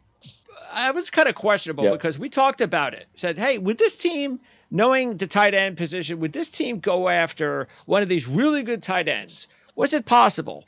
And they could have actually had Washington in the 3rd round, I guess, because he actually slipped, which was a little bit of a surprise. But they instead Yep. went with another receiving tight end, which don't they have Right. enough of those guys? Yeah. And yeah, definitely a receiving tight end. The one thing that he does a little differently than, Jelani Woods and Ali Cox and Farrell Brown, he can be a slot. He can be that motion tight end. Those guys are just huge. They look like a power forward center group from a basketball team. They're just huge, long guys that aren't very sudden, not the best athletes when you're talking about short area movement. Mallory has some of that wide receiver caliber movement trait to him that, you can make the argument that he complements the group well. But like you said, on a team that has some significant shortcomings and holes, they're going to be in a tough spot with who to let go from this tight end group. It's almost like an embarrassment of riches here, without having a really star tight end out of any of them. Right? It's just a bunch of like middle of the road, average tight ends that have significant shortcomings. So I wonder question. about Mo Ali Cox's contract. I have no idea what it looks like because Yeah. Granson was always going to be a 2 or 3 year developmental guy. Right. So this is his make or break. Maybe that's it. Maybe this is it. If they don't like what they see out of him this camp, then Mallory is like their insurance policy. But I don't know. Yeah, it's. I mean, even last year, Ogletree, the 6th round pick, he was another 6'5", there you go. 260-pound project. Yeah. I mean, you have 5 or 6 guys on here that are kind of just in the same tier of tight ends. They're very limited in certain areas. They specialize in some areas, but none of them are really a true starter yet. So what are you doing there? What's the plan? That's the thing that boy, you got to keep knocking those down. The thing that just boggles you is that, man, how many chances did they have to pick another center? Yep. And they went with this or they went with that. And even Evan Hull, nice player. I think he might even be a little bit better than his prospect overall, his prospect grade, because he's just one of those guys. But that's 5th round, and that's over other potential positions of definite need, especially when you have Jonathan Taylor as your number 1 running back. And I know you need to give him reps, but that's what Zach Moss is for. Right. So anyway, nice player. I think he'll make the team. I think he'll contribute, but was that really necessary? Both 5th round picks, Hull and Mallory. And also we were just taking a look at what they needed. Here's a big hole. Where are the edge rushers? Yep. What happened there? I mean, I think they wanted to add to the pass rush, and that's where they went with Adebawore, who's going to impact the pass rush game. But to get the most out of him, you do need that outside presence. Yeah. So Titus Leo, what does he bring? Just a kind of like a shot in the dark, Nick Bonito type, undersized pass rusher that can bend and get around the edge, but I'm not sure you're going to really rely much on him in year 1. Just an undersized guy from Wagner. And who do you like between Scott and Rush more? Who? Scott and Rush, the safeties. Oh, okay. So, I love Daniel Scott. He's a Julian Love type, corner, slot, free safety. Put him somewhere back there, and he'll get the job done. Jones is just didn't test very well, but he's huge, so he kind of fits the prototype of a guy that kind of like a Seahawks type, where his size can make up for some of the shortcomings. Again, Texas A&M was a really hard program to scout this year, just a kind of like a disheveled program. But his size and movement traits and how fluid he was, it stood out on tape. So I love getting the value like that in 7th round. Next up, the Jacksonville Jags. And we talked about, or I mentioned here, how we've been pretty much spot on with the exception of our big disagreement with Houston. What we really liked. But we also have a kind of simpatico observation on who we did not like. And this was one of my least favorite drafts, and is also one of your least favorite drafts. The Jacksonville Jags So we take a look, and part of it is just okay. They got some players. Some of these guys are good players, but the couple of reasons. One, they had a ton of draft picks. And with all the draft picks they had, I don't see one that I go, wow, that's the guy. That's my guy for this draft. That's the guy. I don't, all those picks, and I don't have one guy where I go, that's the guy. They stole this guy. Wow, that guy's going to be a sleeper. That guy's going to do this, that, or the other thing. I just didn't see it. And it looked like they even took guys sort of like Houston. All right, couple good players, but did they really need to draft him at that spot? Yeah, I completely agree with you that especially the back half of the draft. And again, you can't stress too much about 6th and 7th round picks, but that list of names, their last 5 picks, right? They just look like a bunch of guys, maybe not Parker Washington, starting with Braswell in the 6th and Eric Hallett from Pittsburgh, Cooper Hodges, Raymond Vohasek, Derek Parrish. That looks like a list of undrafted free agents to me. And there was a lot of value still on the board at that point. So every time they were making one of those late picks, I just said, man, I don't love this class. Okay, now I don't like it. Now I really don't like it. Just kind of getting worse and worse. The Anton Harrison pick, interesting there that Dan Shanka, the president of our lads, he was in October. He told me, he goes, this guy's going to be one of the top tackles in the draft, 1st round pick. And I was like, okay, I always listen to him with offensive linemen. And even in that process, I always kind of kept him in the round 2 tier. So I wasn't really far off on him, and he definitely had an influence over me. But here we are, when his name came across, I kind of just said, he did it again. He just knows offensive line talent. He knows what the league is looking for. And Cam Robinson, he's going to have a PED suspension coming up. So I don't know how much that's going to affect the 2023 season, but he's going to miss games. Okay. And Jacksonville traded down twice and then took him. They traded down with the Giants, and then they traded down with the Bills. And they traded down because they knew that they were probably the only team that was really looking at him that high up in the draft. So that's okay then. I mean, I don't mind that. If that's the direction you're going to go, you're going to trade down and you still get the player you wanted. You didn't reach for him. Absolutely. Yep. But the 2nd round pick is where I thought this draft kind of took a weird turn. Yeah. Brenton Strange in the 2nd round to me was just a head scratcher. Who did he go ahead of? Tight ends. Yeah, let me look at it real quick. What pick was that? That was the 61st pick. So that's towards the end of the second round. So that's not too bad. There were a few. Musgrave, was Musgrave on the board? Musgrave was off the board. I think Darnell Washington. Darnell Washington came after him, which I thought he would have been a perfect compliment. Tucker Kraft went after him. Yeah. Cameron Latou, that Alabama. I mean, that guy was in the same tier Strange for me. So the question here is, Washington's the big one, especially for what they were looking to add to that team in combination with Evan Engram.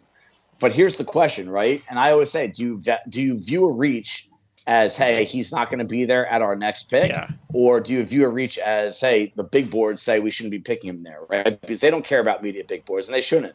But to me, it's just, what is Brenton Strange bringing to this team? Why do you think you weren't going to get him or a player like him in rounds 4 or 5? Yes. And why would you not use this premium resource? A 61st overall pick in a draft to me is that premium resource. Yes. And to use that on a tight end that value-wise, I think you get that, and later in the draft, it was a head-scratcher. Well, you pick a guy like that there, and Peterson and the tight ends, this guy's got to deliver. So you don't see it? Or, I mean, could he have been brought down by Penn State's erratic passing game? I just think just the size, the skill set. I mean, I love him as a blocker on the move. I wrote this guy up as someone that you want on your team as a move tight end, as a blocking tight end that you could put in the backfield. And, to me, this team, Evan Engram, that's what he is. He's the guy that you're going to put in the slot. So are you really going to put this guy in line down after down? I mean, maybe you are. He's a competitive kid. He's strong. He's powerful. But size-wise, I don't think he has it. I don't think he runs great routes. I don't think he was a reliable pass catcher in the red zone and, 3rd and short type situations, but he's not someone that's going to constantly run himself open. So I just kind of question the usage of, is he really a blocking tight end? And did you really want that in the 2nd round? Okay. Let's see. We also thought that what they could have, as far as what we projected that they needed, and they got with Harrison. Sorry. Because of the fact that they get to use the swing tackle, so they get added that. We thought that they needed to add a left guard, which they did not do. So with all of their draft picks, like the Colts, with all of their draft picks, they're all in on Barch. Do you think if Robinson and Harrison are healthy, will one of them move inside? I don't see it. I do not see a guard skill set in Harrison. So they're going to have to, right now it's Barch. No. Yeah, it's going to be Barch, and that's got to scare you a little bit. That's what I'm saying. I don't understand that with all these picks. And then we thought that they could use some depth on the defensive line, and they did add a few players there, including Tyler Lacey. What did you think about Lacey? Lacey kind of is a back end of the roster, kind of like your number 4, number 5 tight end. He's better at edge setting than he is pass rushing. So, that's important for this defensive front with the way they run things and with the talent that they have. So I think he complements what they have pretty well. Okay. And Miller, that's a high pick in the 4th round. Ventrell Miller at linebacker. They did a really good job at linebacker last year. I didn't think they had to use up another quality draft pick on a linebacker. Why? Yeah, they run 3 deep already there, and so you're just adding a 4th linebacker to a team that pretty much only uses 2 linebackers at a time, and the 2 guys in front of them, they're not going anywhere. I think the 3 guys in front of them aren't going anywhere. So really, what are you doing here? Was it just someone that you valued so much? A special teamer, I guess. Round 4, it's not that high, but again, just like I said earlier, round 4, there's a lot of good talent in that draft every single year. Round 4, and not that he's a bad player or a bad fit. It's just, sometimes you see the Jaguars draft over the years and you're saying, all right, what is the plan here? What are we actually trying to do with the draft? Some teams do that much better than others. And to me, that just seemed like a guy that they thought was good. Let's get him in the system. At the 4th round, you've got to add more offensive linemen. Yeah. And there was talent there. There was especially with all the picks that they had, they could have moved up if they wanted to. That's why I didn't like the draft. I just thought they could have walked away with a much better haul of players that currently fit the needs on that team. Yeah, and Parker Washington, again, like you said, no matter where, 6th round, 7th round, undrafted, fact is, at best, maybe you can get to be a number 4 wide receiver. I guess that's possible. Yep. And then they also added, now Bigsby is going to be an interesting pickup because, Hasty was doing a pretty decent job of filling in for Etienne whenever he did. And they added Johnson, too, from Cleveland in free agency. And he had his chance a couple of years ago. He did a pretty good job. So they have definitely improved the running back room without question.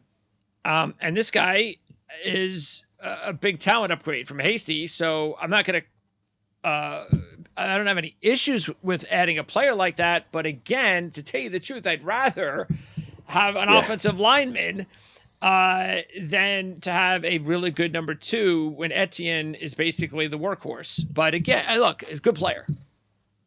Yeah, good player. I'm a big guy, and Etienne is not someone that you want to be getting 25 touches to all season long. So I had no problem with that pick. I had no problem with the Antonio Johnson pick in the 5th round. I thought that was a solid pick up there. That was probably their best bargain pick of the draft. Yeah, I like Yasir Abdullah, so I'm not saying that this is not a total fail here, but we're going to keep circling back to the same argument. What were they doing in the 2nd round with Strange, and why did they not add that interior offensive lineman with multiple opportunities at doing so? And if you're a Jaguar fan listening to this, I am going to get the opportunity to talk Jacksonville Jaguars football, so we'll do that at some point. We have a good group of insiders that are associated with the channel, and John Osher does a really good job for He's actually the only guy that we have as far as our insider group that is associated with the team. So he's the editor of Jags.com, and we'll definitely have him on. And when we have him on, I will ask these questions. So, all right. By the way, before we exit, was there a undrafted free agent besides maybe 1 or 2 of them that we already talked about?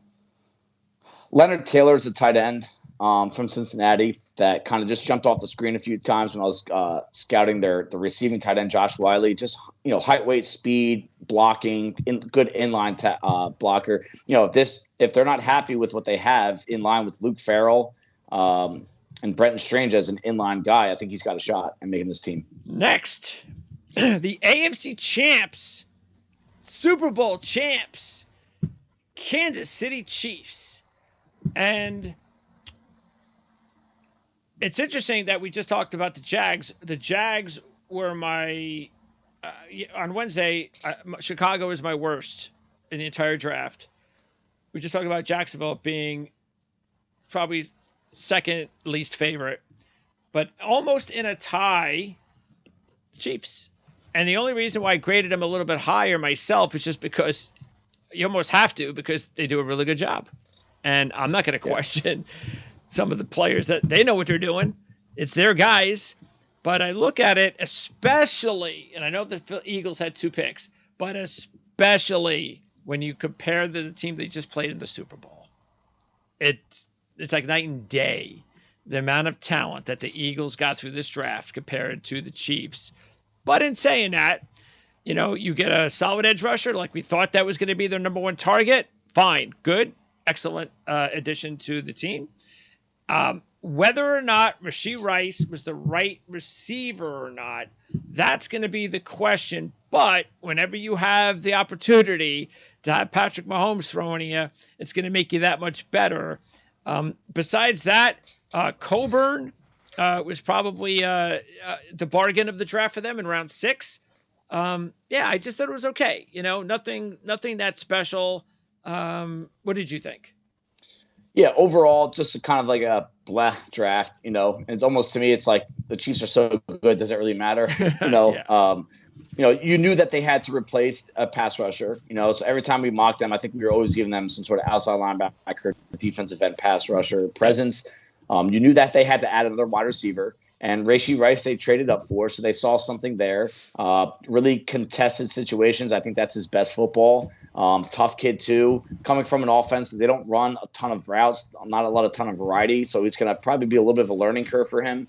Wanya Morris, the pick makes sense in that you're not going to start him. They just signed Donovan Smith, I believe, the Chiefs, right? Was it the Chiefs that signed him? Yeah, Donovan Smith. So it sounds like they might be putting Jawan Taylor back on the right side. They signed him from Jacksonville. On paper, we were saying that he's going to be their left tackle because Orlando Brown is gone. Yes, right? Yes. But we knew they needed. So that's why we were saying this whole, Niang and Niang. No, that was never going to happen. Yeah, so Wanya Morris, he might leapfrog Niang by the end of the year in terms of being the backup swing tackle. He's athletic enough. Okay. But, he's not that far off from Anton Harrison, the tackle that the Jaguars drafted in round 1. So he's just every bit the athlete. And then you give, this team had a lot of success with rookie corners last year, right? Guys drafted early in the draft, late in the draft. Nick Jones might be next on that list. You got to give them the credit. They know what they're doing. They do. So Chamari Connor, Nick Jones, that just might be the next, crop of guys that's going to come in. B.J. Thompson. Pass rusher, Stephen F. Austin. He's a really high upside athlete, probably one of the freakiest athletes of all the edge rushers in this class. Okay. Still relatively new to the position. Kind of got put on the radar late in the process for me personally. And I like the idea of bringing him in and just letting him sit for a year or two and then seeing what you could get out of him in 2024, maybe even 2025. But Coburn, he's going to be a year 1 contributor just because he's a specialist. He's a run defender that's going to eat multiple gaps, and don't expect anything more. But he's going to provide. He's going to be on the field this year, no question. Okay, does he? Because we did talk about the need at some point, but we're getting to another year or two. Chris Jones is going to be no longer in the prime of his career, but to have someone alongside him that was effective, can Coburn be that guy, or is he just another natty kind of guy that's just going to be a rotational defensive tackle? I think his ceiling is Natty. So I wouldn't expect anything more than what Natty brings in terms of next to Chris Jones. So I don't think he's going to be that kind of pass rusher. I don't think he's going to be an every down defender. Okay. I just think he's a solid Kalen Saunders type backup nose tackle that can be reliable in certain situations. And Coburn, what do you think about Coburn? Connor? Uh, what's to like about Connor? Versatility, safety, corner, nickel. Played all three spots. Smart player, cerebral. Kind of fits in well with the system, and that they have a lot of defensive backs on this team that they are outside corners.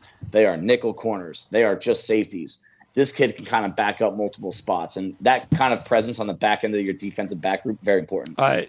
Arlands had him as a 6th, 7th round grade. Is that about where you had him? I had him as a 5th, 6th. You did a little bit higher. Okay. Just because of the versatility, But with McDuffie at nickel, where do you think he's mostly going to play? It's a good question. I think he's going to be the backup nickel. I think that's where he'll be. He'll be the number one nickel off the board if McDuffie were to go down. All right. And apparently they did not do anything at punter, so Tommy Townsend maybe still their guy. I believe they must. Did they just sign him? Because he was restricted. They did right before. Yes. Yeah, they did. They just kind of locked him into a deal. They did. Yeah. Okay. So that's not a surprise. We were wondering about that. And they did not add anything to the running back room except re-signing Jerick McKinnon.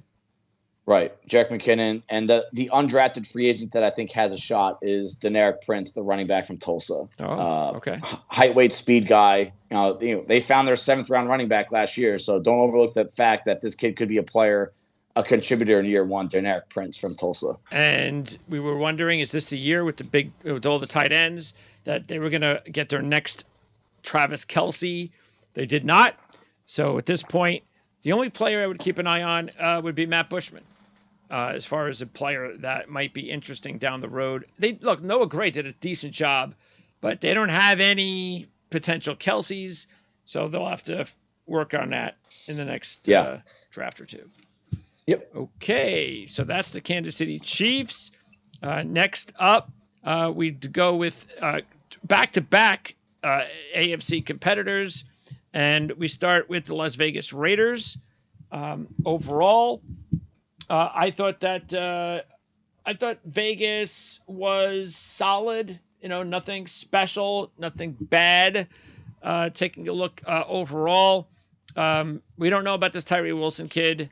It's just amazing how many people just went gaga over Tyree Wilson, to the point that they were wondering whether he was going to be the first pick of the draft for a couple seconds, or at least the second pick. But hey, you know what? If he turned out to be that good, then the Raiders got themselves a player. They were able to get their tight end in the 2nd round. And then as far as the rest of the draft, they added some players. Nobody really sticks out or anything like that. But you know what? I think Aiden O'Connell landed in a good spot because Josh McDaniels, he knows a thing or two about coaching quarterbacks, and I could see O'Connell as a long-term number 2 guy. I don't look at him as an insurance for Garoppolo as a starter yet. I think he could develop down the road maybe. But yeah, I thought that was an intriguing spot for him. Yeah, this kid started off as an 8th stringer in college. You heard that right, 8th string. And he worked his way up to, being a record-setting quarterback for a program that had Drew Brees there at one point. So don't bet against him. I agree that if Jimmy G does not work out, it's not going to work out, you're not going to hand the keys to the bus to this kid. So no matter who you bring in, I think you are going to be confident you at least have a competent and smart, good quarterback in the room type backup quarterback in O'Connell. But I think the win of this draft for them, even though I had Michael Mayer, the tight end, he was my number 4 tight end. And I had him as a 2nd round pick. That's where I graded him. But I love the fit. I love the fact that they made a trade up in the 2nd round to get him. He was one of the top 15 players on their board, according to what they said. Everyone says that, but I believe it, because if he was the most complete tight end in this group, I did not think he was the best blocker. I did not think he was the best weapon in the passing game. I just felt like he was the most complete. So if that's what you were looking for, and this is an offensive system that puts a lot of value on a complete tight end, so if there's a system that I think he could thrive in, it's this one. If there's a quarterback I think he could thrive with, it's this one. Jimmy G with the past success that he's had with tight ends in this league, George Kittle being the most recent. I like that, though. I really do like that 2nd pick. That's my favorite pick of their draft. And it was a need. Tyree. So it was a need. It was a need because Foster Moreau is currently still a free agent. I think, what did we say last time? I think he's talking to someone. It might be the Saints or it was the Saints that he's talking to right now. He's got to get healthy, though. But that defensive line, right? I mean, they had to address it, and they addressed it with 2 of their first 3 picks. Tyree Wilson is a Patrick Graham defensive end, a crash end, meaning a guy that can play DN. You could shift him inside in certain looks, right? And this is a defensive line that beyond Max Crosby, the rest of the line had a combined 9 sacks. Chandler Jones had 4.5. It was the fewest of his career among the seasons where he played 5+ games. And we talked about that being a definite need.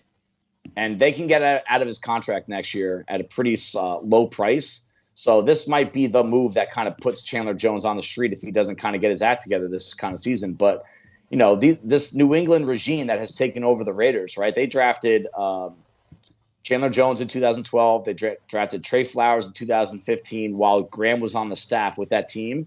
And this is the kind of pick, this is the kind of player that I do think can fit that scheme very well. All right. And Byron Young, they take a couple rounds later. So the defensive line room, it looks a lot better than it did prior to the draft. Absolutely, and that's what it needed. We talked about them needing a number 1 defensive tackle type guy. And you know what? Maybe by next year, you'll have Farrell and Young as your starting defensive tackles.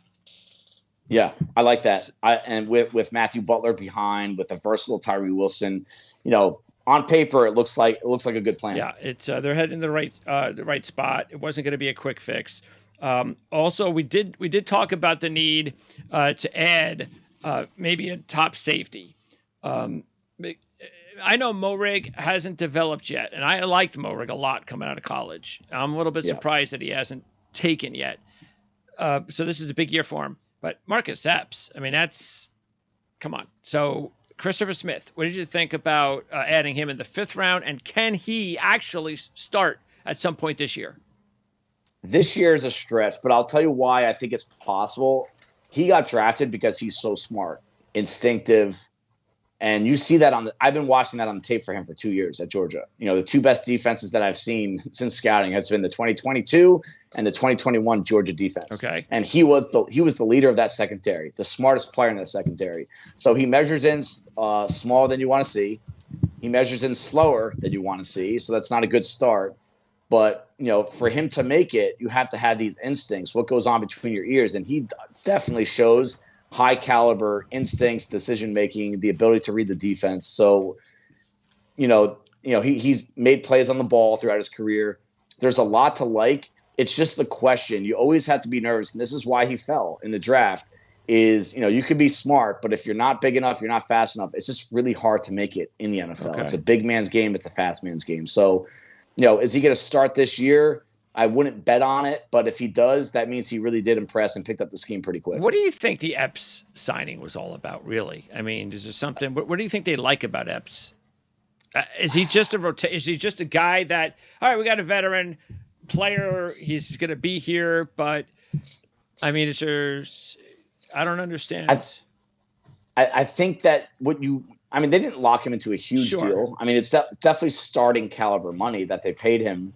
But I think what you like about him is his floor is high. I don't think you're never going to make a case for him to be like a top-notch starting safety, but he doesn't make bad decisions. Okay. He doesn't get beat over the top often. He doesn't miss a lot of tackles. He just kind of is what he is. And if you have a star next to him, he'll look better than he is. Okay. But if you don't, you start to kind of wish that he was doing more. So, and right now they don't have a star next to him. So that might be kind of where they get caught with him. All right.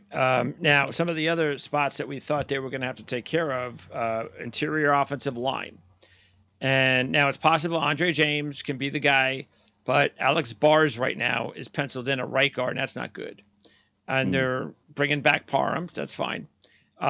They did sign Curtis McClendon as a free agent after the draft.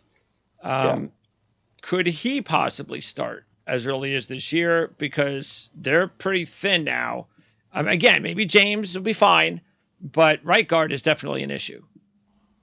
Incredibly rare for an undrafted free agent to start along the offensive line unless things get really ugly with injuries. Or unless you have Alex Barr as your starter. That's true. But I did have Curtis. For what it's worth, Curtis was my top available offensive lineman available after the draft. Okay. I had a draftable grade. I know guys had a day 2 grade on him. So maybe there's a medical there that I didn't get my hands on. Size, I thought he did really well at the Senior Bowl. His size, power was on display. But I can tell you this, right? Just based on some research, some people I talked to, right? They wanted Salvaderi in the 4th round. He got taken one spot in front of them. And they wanted Asim Richards in round 5. He got taken one spot in front of them. So 2 separate occasions on day 3, they were going after that tackle that they were going to move inside. And they had the ground taken out from underneath them 2 times in a row. So I wonder if they're kicking themselves for not just making a small trade up. But, that's the risk you play, especially day 3. I mean, the boards are just all over the place at that point. But I can tell you that they were going after these offensive linemen, and they just kind of, they had the ground taken out from underneath them. Okay. They added Trey Tucker in round 3. And they signed Myers, and you have Renfro and Adams. So that's a solid 3. They added Carter in free agency. Cole's an okay 4 or 5 type guy. Trey Tucker, 3rd round. He's got to be look, 3rd round, you're going to have to be a big part of this offense within the next couple of years. Was that the smart move? You like him? Gadget guy, returner, tough kid, explosive, but where does he fit? Yeah. I feel like he's being blocked from this offense. I just don't think there's going to be a lot of doors open for him unless, Hunter Renfrow goes down with another injury or DeAndre Carter. I mean, DeAndre Carter, I thought they brought him in as a free agent for return ability. So really, what usage are you getting out of Trey Tucker? And the only word that keeps coming back over my mind is the gadget offense. Those, 2 to 3 plays a game where, a reverse, a trick play, and just providing quality depth. That's where I think. So, yeah, I agree. Round 3 is a little rich for a guy like that on a team that could have used one of those picks. I mean, if you told me they took Salvaderi or Asim Richards even, who I had a round 3, round 4 grade on, if they use that pick on him, this draft class looks a lot better. And really, they did not add Jacorian Bennett, 4th round. We know they needed a corner. They really need a number 1 corner. So what's his ceiling? Can Jacorian Bennett be a legit starter, or is he just a rotational DB? He can be a starter because you're looking at the speed. The speed's elite. The ball location skills are pretty good, and he has some really good tape against Ohio State. So, that's something that I look for personally. I know some of these guys do too in the league. Go find the tape against their biggest competition, and do you see a rise in level player, or do you see it drop? And his rose. So I think that's something that you can kind of put in the back of your mind when you're evaluating what are his chances in Las Vegas, a team that needs cornerbacks. He's physical. He's going to help on special teams right away. You know that. But they noted that the improvement he made on tape from 21 to 22 was a big reason why they drafted him this high. Okay. And the one position they did do a good job of adding depth to was at linebacker. We felt that they needed you like Devine, so maybe this will be a good opportunity for him to have a breakout. But Spillane, you don't want to have him out there too long. So they drafted Bernie, and they also signed Drake Thomas. So what about those guys' chances of getting in, especially Bernie as a 6th rounder, getting snaps this season? Both those guys fit in with Darian Butler, Luke Masterson. All 4 of those guys are kind of like the same caliber, slightly different flavor. Masterson played a lot last year because of injuries, and he flashed. But again, you kind of saw that he's not the answer, just like Spillane's not the answer. Pittsburgh couldn't get rid of him quickly enough. So they're going to go into this season. That's a big hole on this defense. And, you can't solve all these issues in one offseason, especially one draft. But what you like about Bernie is that there's just some height, weight, speed there that shows up in the SEC. And so he can play fast enough. And what you like about Drake Thomas is at the very least he'll be a good special teamer, but he just kind of has a knack for locating the football. And that's what Denzel Perryman did for this defense for a long time. He lost some of his legs, some of his speed, but he was so good at locating the football that the inside run defense was solid when he was there. So, he's going to make, he'll make a name for himself in camp. You're going to hear his name a lot. I'm sure they're going to play him a lot in preseason. It'll just be whether or not he kind of leapfrogs these other guys that they brought in as undrafted free agents last year. Lastly, for me, the thing I did not really, if I'm looking at what I did not like about this draft is, and I know Tyree Wilson's going to get an awful lot of work. I think the same thing you're going to see out of Byron Young and Michael Meyer. But when I'm looking at the R-Lads depth chart, it concerns me a little bit that there's no like definite number one starting caliber guy besides Wilson. Wilson will play a lot on offense or defense. Not one from the draft draft class. You're saying, yeah. So that means, again, I think the top three I mentioned will get significant time. I'm just saying there's no definite, oh, this guy's definitely going to play and take over the majority of snaps at this spot. We don't know that yet. And that's very rare. Right. So that's why I want to point that out. So yeah, no, I think Meyer. I mean, I think Meyer's got a good shot at kind of. Oh, he better. He's got to be better than Austin Hooper, even as a rookie. Austin Hooper, yeah. So, but I agree. This draft to me, if I had to say one theme other than the fact that almost all of them played at the Senior Bowl, the theme for me would be that it's just these are second and third stringers, and in a division where, it won't be good enough, for a long time. And I don't envy the guys that are in Vegas right now looking at Justin Herbert and Patrick Mahomes. It's sitting in front of them for the next, for the long-term future, that they're going to have to hope some of these guys really, really outproduce their draft projection. Okay. The LA Chargers are next. And I thought the Chargers had a good draft. There were some ups, there were some downs. A little bit surprised when they went receiver, they went with Quentin Johnson, just because I felt they had that guy already on the team. But good talent, could be the best receiver in the draft, so I'm not going to complain about that. I like some of the pickups, like the kid from USC to get him at 54, to get Henley in the third round at 85. Completely have no idea why they're drafting Darius Davis in the fourth round. That's like one of those you got to be kidding me moves. But they also got McFadden, an offensive lineman, which they needed in round 5. So again, overall, good draft. They had a couple of questions, but yeah, I think it was okay. Yeah, my top need for them going into the draft and the R-Lads guy was wide receiver. And this was the Mike Williams, Keenan Allen, they were the most expensive wide receiver duo in the league last year. And they missed a combined 11 games. They battled injuries all year. I feel like every single season we're talking about injuries with these two guys. So you just have to imagine that Johnson, yes, it was a pick somewhat for 2023, but I got to think one, maybe even both these guys are not in the picture next year. And I mean that. This might be the last time we see both these guys in the Chargers uniform. So, this team was also really bad after the catch. One of the worst in the league.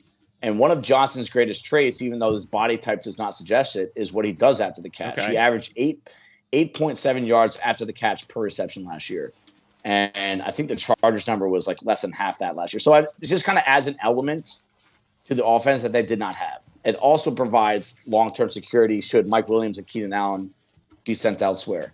Agree with you on the Darius Davis pick, was just kind of a little too soon for a returner only. He's not going to be a receiver.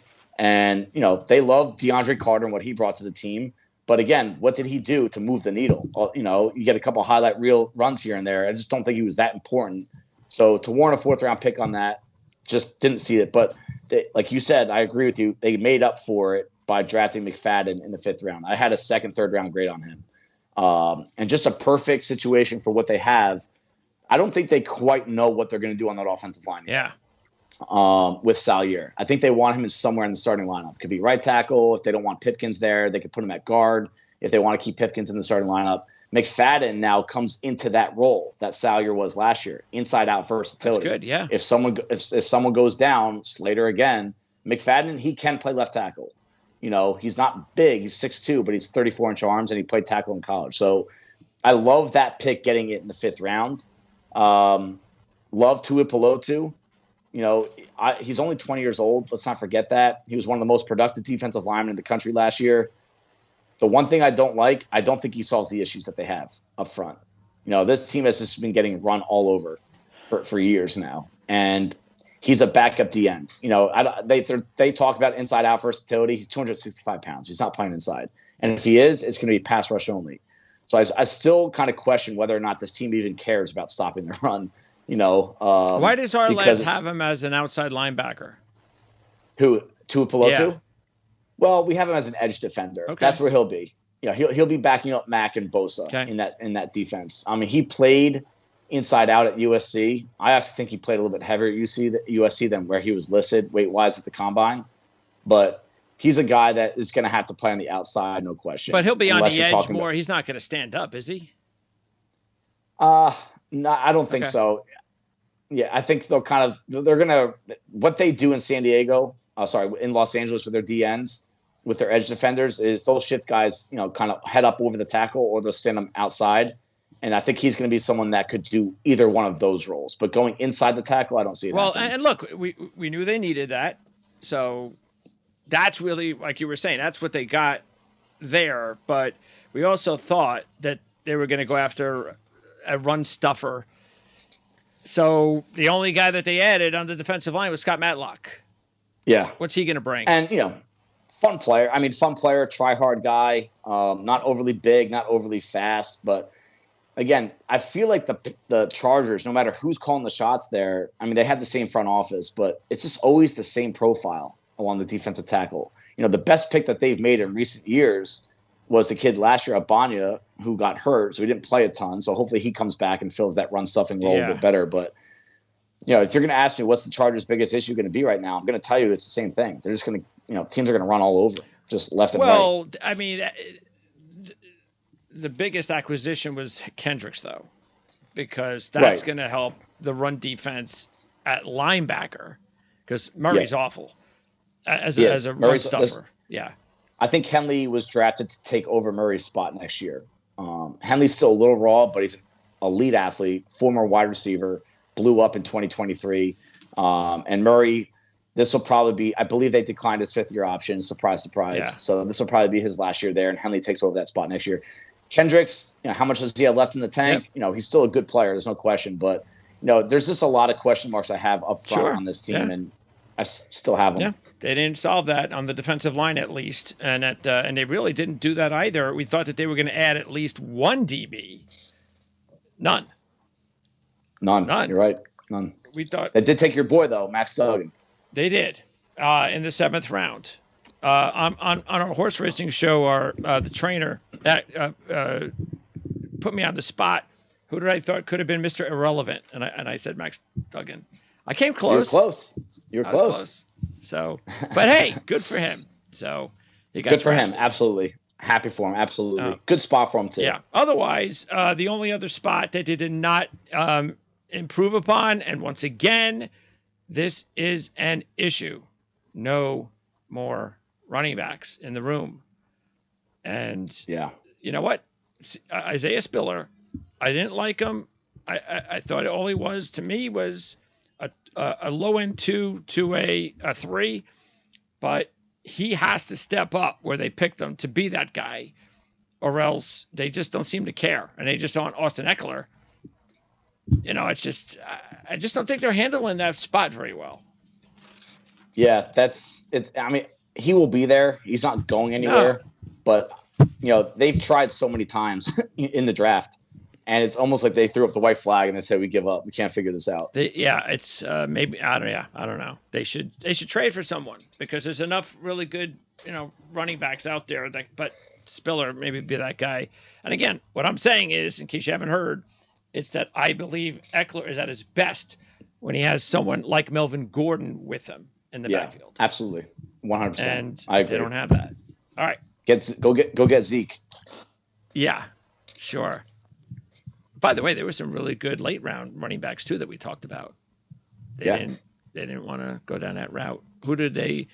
Yeah, matter of fact, well, they picked McFadden, but they could have easily picked one of those really good running backs over Darius Davis. Yeah, absolutely. I mean, they could have had a very good running back over Darius Davis. They could have taken Eric Gray from Oklahoma there. That would have been a good spot for him. Yes, the kid from Pittsburgh. You know, I wonder sometimes, do some of these teams not do it because of what they did last year. Kind of admitting a fault, right? That, we just took Spiller last year. We can't take another one. We took Larry Roundtree the year before. We took Joshua Kelly the year before. At some point, you're kind of admitting you made a mistake. I wonder if there's some ego involved in that decision. Could be. Again, unless Spiller does end up making the move and learning as a sophomore that he can be the guy. Okay, Miami's next. And no top draft pick, but as I said, I think this was a team that could handle that. They only had 4, count them, 4 draft picks. What I like is that even though they only had 4 and only 2 in the top 5 rounds, I thought the players they added were good players. They added talent to their team. They got another running back, so that's nice. They got an underrated receiver, and their biggest move was the corner, Cam Smith, who, where they picked him was fine. So what do you think about those 4 players? I was a little confused on the pick only because they're pretty strong at corner, and you knew that they were coming to this draft with a very limited amount of draft picks, and they just sent some resource. They just traded for Jalen Ramsey. They already have Xavier Howard. They had probably the best undrafted free agent last year in Kohu. They have Nick Needham coming back. I mean, they even said post-draft that we always need more cornerbacks, and they ran into an issue last year, right? And they just said, hey, and Cam Smith was good value at that point. You asked me last year this time if Cam Smith's going to be around round 2. I said, no way, he'd be a first-rounder. So, he's got outside-inside versatility, which is important. He can back up multiple spots. But I thought they could have gone in a different direction with that pick. I love the 2 offensive guys they brought in with their next 2 selections in relation to what this scheme is and what they want. They want to be the fastest team in the NFL. So they got the fastest running back in the draft. A guy that's not going to be an every down guy. He's not going to be their number 1. Maybe he might not even be their number 2. But and they usually do want to wait for late in the draft to draft a running back. The last time they drafted a running back this high was Kenyon Drake, which was 2017, I believe, or 2016. But now, like you said, this is a different offense. Yeah, and their goal, just like some defenses want to confuse the offense, their goal is to be faster than everyone, and that's what they have to do. They have to build the personnel. So I love teams that lean into the philosophy, whether it's a good philosophy or not. They leaned into it pretty hard. Elijah Higgins, to me, is the name to keep an eye on in this draft because they're listing him as a tight end right now. They're not even going to bother with him being a wide receiver. He's 234 pounds, and he runs a 4.55. So now you're talking about, okay, this kid is an Evan Engram type athlete, Evan Engram type body. As a first-round pick, you don't want that, but you're getting him in the 6th round, and this is a team that got kind of pushed Mike Gesicki to the side. It's just not what they want to do at the tight end position. So I'm just really intrigued with how they're going to use him. A matchup nightmare potentially if he can clean up some of the routes. Well, he'll probably play slot a lot, don't you believe? Yeah, he'll play slot. Yeah, because I think they have a body there at tight end that's going to have, when they do inline tight end. Durham Smythe again, Eric Saubert, guys that are not going to turn heads, but they do that particular job well. They can play in line, they can win in short areas, contested situations. But I think Higgins is going to be the guy that they use the most in that F tight end role. Yeah, it's funny because I remember reading this, and because our lads, some of their notes on Higgins, let's see, blah, blah, blah. Yeah, distributed muscle mass and vertical speed. Give him a running back type description. Talk about his uniqueness to this game with his body type, and worked out of the slot, measures in closer to a tight end than a receiver. But make no mistake, this is a full-blown wide receiver. So yeah, and that's why it's like we keep bringing up Buffalo. Like Dalton Kincaid, listed as a tight end, has the body of a tight end. His position on the football field will be wide receiver in terms of what we know it as. You're not going to see the kid with the hand in his dirt. So if you don't know much, you're just watching the game from a bird's eye lens. Hey, that's a wide receiver, but he brings that tight end slot receiver type impact to the game. And I think he could do it pretty early too. He's another smart kid, knows the game well, does a lot of little things really well. And by the way, and some of the players, and again, with only a certain amount of picks, there's only so much you could do. But we said it, adding another running back, and do they really have a number 1? Not necessarily they have to go down that road, but a chain. Talent-wise, I mean, is he mostly effective in this type of system? A guy that is going to be one of the guys, or could he be Right. more than that? I think he's going to be one of the guys. Just measures in under 190 pounds. And his game is all about just build up speed. Can you get him a window and just let him get vertical? And if he does, if he gets an inch, he's taking a yard. If you give him a window, you're not catching him from behind. And, again, Texas A&M offense, a train wreck this past year. They just did not do a good job of manufacturing. So I think Dolphins might have even gotten a little bit of a discount on what he can be at the next level. So getting him in the third round I think, McDaniel could potentially be one of the best offensive minds. We have to see a little bit more. We have to see him do it more than a season. But this is the kind of guy, it's like Andy Reid almost, right? I don't want to put him in that tier yet, but you put the right talent in that system with him, he's going to make it work. We also said they needed to bring in another offensive lineman, whether it was a right tackle or a left guard. That is something that they were unable to do, with the exception of adding Ryan Hayes in round 7. Hayes, big guy and all that.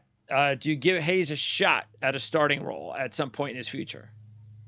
I do. I have. I just don't know if it's going to be guard or tackle. I lean more towards guard. I don't think he's that far off where Liam Eichenberg is, who's their starting left guard right now. He got injured a couple times last year. He's been underwhelming. He failed at tackle. They're trying him at guard now. Robert Jones is another guy there that I think they have some long-term hope in. But Hayes, his best tape against his best competition, he did a really good job this year. He doesn't always make it look pretty, and I kind of bumped him down after the Senior Bowl. I thought he had a rough week there. He got beat up a little bit with some of the high competition. But there's enough tape on him from Michigan that makes me think he could at least be a 6th lineman. The number 1 guy off the bench that at some point is probably going to start some games because of injuries. We also said they needed a number 1 tight end. So, you throw Higgins in the mix. And we were wondering about a slot. Well, you throw Higgins in the mix. So they kind of killed 2 birds with 1 stone in a way, but they still have to maybe fill both of those roles by next year. And maybe a little additional help at inside on the defensive line, unable to really do that. And did feel they needed some depth at corner because, remember, we said even though the kid had a really good year last year out of nowhere, it's still you got to be careful about that stuff because you never know a full year, tape on them and all that stuff. And maybe that's part of the reason that they went with Cam Smith, who could very well have been the top guy on the board. And yeah, why don't we just bring in a guy who is, look, he's just more talented than the kid anyway. Absolutely. So yeah, you can understand. And you have to think that Vic Fangio can make something work there. You just have to trust that defensive mind that, I'm sure he kind of banged the table a little bit for another corner. And if he says, get me another corner, you get him another corner. And by the way, it's not that Howard and Ramsey are young pups anymore. So right. You're right. Now they've got their young corner with top ability. Was there a player that they signed we should be keeping an eye on? Aubrey Miller, linebacker, Jackson State. He's a true Mike.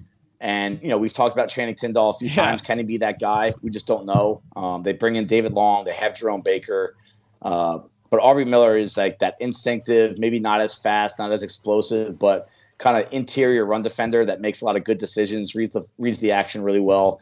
I bet he makes his team as a special teamer, but could kind of leapfrog to get that number 2, second string Mike linebacker spot. All right. Now let's talk about the New England Patriots.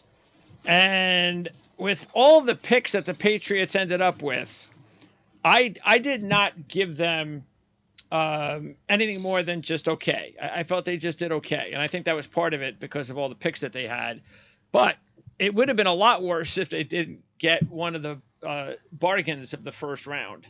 And that was being able to land Christian Gonzalez. And this was even after trading the pick away. But, that's because they kind of knew chances are they knew the Jets weren't going to take a corner.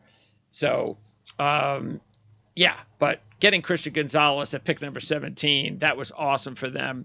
Other than that, they went after the 2 kickers, the kicker-punter kind of combo. There's a lot of 6th and 7th round picks in this mix, so you got to keep that in mind, even though there are a lot of picks. But I don't know. I just really wasn't blown away. The most talented guy might be the receiver from LSU, who was just awful last year. So that's like a flyer. let's just see if there's something about this kid that we can maximize that talent that he has, that he just wasn't able to, maybe there was something that, besides the kid being born, that just distracted him. Right. But yeah, I think it's Christian Gonzalez, but at least they've got the guy. They've got their face of the draft. Yeah, and that was probably one of the best values of the first round. Definitely a top 5 player on my board, getting at 17, and they even had the balls to trade down with him on the board, so that the Steelers can come up and get Broderick Jones in front of the Jets. And because they knew, they said in the press conference, they knew Washington was going after Emmanuel Forbes. So they almost had no fear of losing out on Gonzalez. It was kind of like an easy trade for them to make, unless someone else would come up and make a move for Gonzalez. But, really like the pick there. The best Belichick defenses that we have seen have always had a true number 1 corner. And that was my top need for them going in the Arledge draft guide, was they needed a true number 1 guy on the outside that had some size. And, you remember names like J.C. Jackson, Stephon Gilmore, Malcolm Butler, Darrelle Revis, right? So just a really solid pick there. But like you said, this was a very just Patriots, Bill Belichick draft, right? We'd be praising it if Tom Brady was the quarterback, right? But no, they no longer have that safety net. And, it's one thing that's interesting to me, I'm just speculating here, is this team knows they can't score with the rest of the division. They just can't. So they use their first 3 picks on the defensive side to try and be the team in the division that has a real defense. That's the only team. I mean, and I think the Jets, I'm still taking the Jets defense over the Patriots, but I think that's where they're trying to lean towards right now is, can we have the best defense in this division while we try to figure out what our move at quarterback is going to be for the long-term future? So that's where I think the theme, the ethos of this draft came from. And then, drafting 3 offensive linemen out of their first 4 picks starting on day 3. Again, such a Belichick move, guys that, are good, not great, but I'm sure they're going to be. Who's got the biggest upside?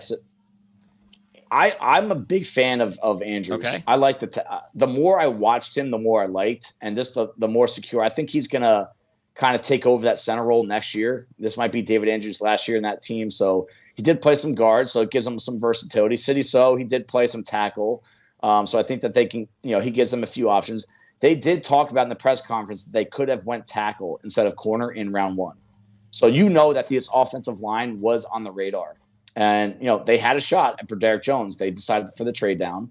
I'm trying to think of who else they could have taken around. I mean, maybe they had a high grade on Anton Harrison as well. But considering that they used a first rounder last year on Strange, they have some other offensive line talent. I think what they did with this group, day 3, it was a smart move to kind of just build the depth of the line. But I walk away from this draft saying, is this team better? I don't know for the 2023 season. I just don't see it. Yeah, I don't know who was available when they took White, but in round 2, I completely look as much, and I agree. We've talked about it. They definitely needed a number 1 corner, no question about it. But they did not, and you talked about it, they did not, unless they get lucky with Butte, which we talked about it. There's nothing again on that passing game, or they did nobody.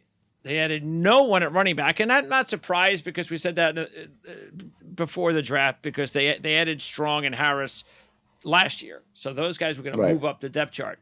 But man, no tight end, no receiver that is going to make a difference, you would think. And I don't know.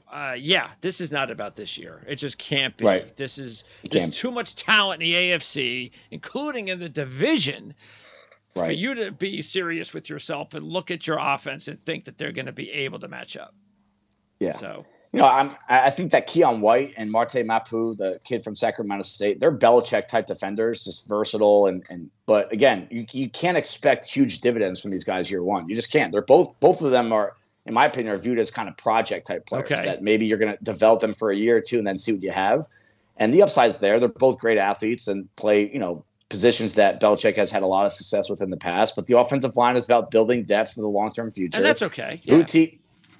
Boutte's a guy to me that, thrived under the kind of wild, wild west environment at LSU. And the second they go to a new coaching system there, it was too structured for him. And he's going to the most structured team in the NFL. I mean, I'm sure they did enough background checking on him in interviews, but I mean, in the 6th round, it's a great swing for the fence. You get the They feeling that added, he's either going to be along with the first cuts, yeah, or you know what? Maybe we we got have something something. here.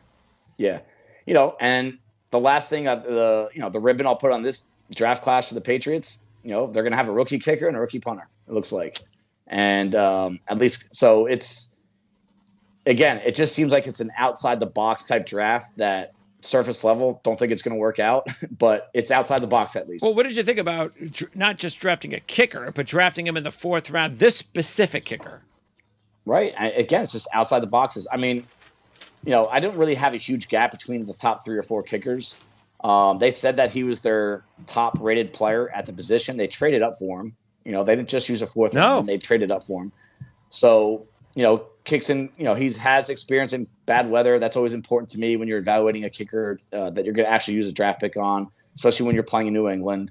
But again, it's just like that's the theme I keep coming back to. It's outside the box, and no other team is drafting like this. So it's going to be a home run or a strikeout. Before we move on, was there a player either at the end of the draft or in free agency that you look at as a guy to watch? I mean, their roster was so big that they didn't really add that much talent in the undrafted free agency. I think it was just a couple guys. But in terms of the last pick, I do like Amir Speed, cornerback, transfer from Georgia to Michigan State. Triangle numbers are all there. And so it gives them another size body that they did need. And, they have impressive defensive backs at corner, but they're just all small. So I think that they wanted to add some size. They got that with the Gonzalez, and I think Speed can make this roster from that regard as well. Let's talk about the New York Jets draft. And I thought the Jets had a good draft. It wasn't of course, they were not going to have the draft they had last year, where they basically had like 4 first-round draft picks when it was all said and done. Because don't forget, Joe Douglas wanted to trade at the end of the 1st round to select Breece Hall and couldn't get it done, and had to wait until the next day to get it done. So and then you get the rookie of the years on both sides. It's not going to happen every year. But in saying that, I know a lot of people were, and this is funny because some analysts, this just shows you that you separate the guys who know what they're talking about and the ones they don't. When you hear some of these beat writers or these analysts act like Joe Douglas had a panic move after the trade up and drafted a guy that could have gone at the end of the 1st round. That is just so ridiculous. It's just, now if you want to say, all right, yeah, maybe New England traded up and got a guy the Jets wanted, maybe that's possible. I could see that happening. But there's no panic.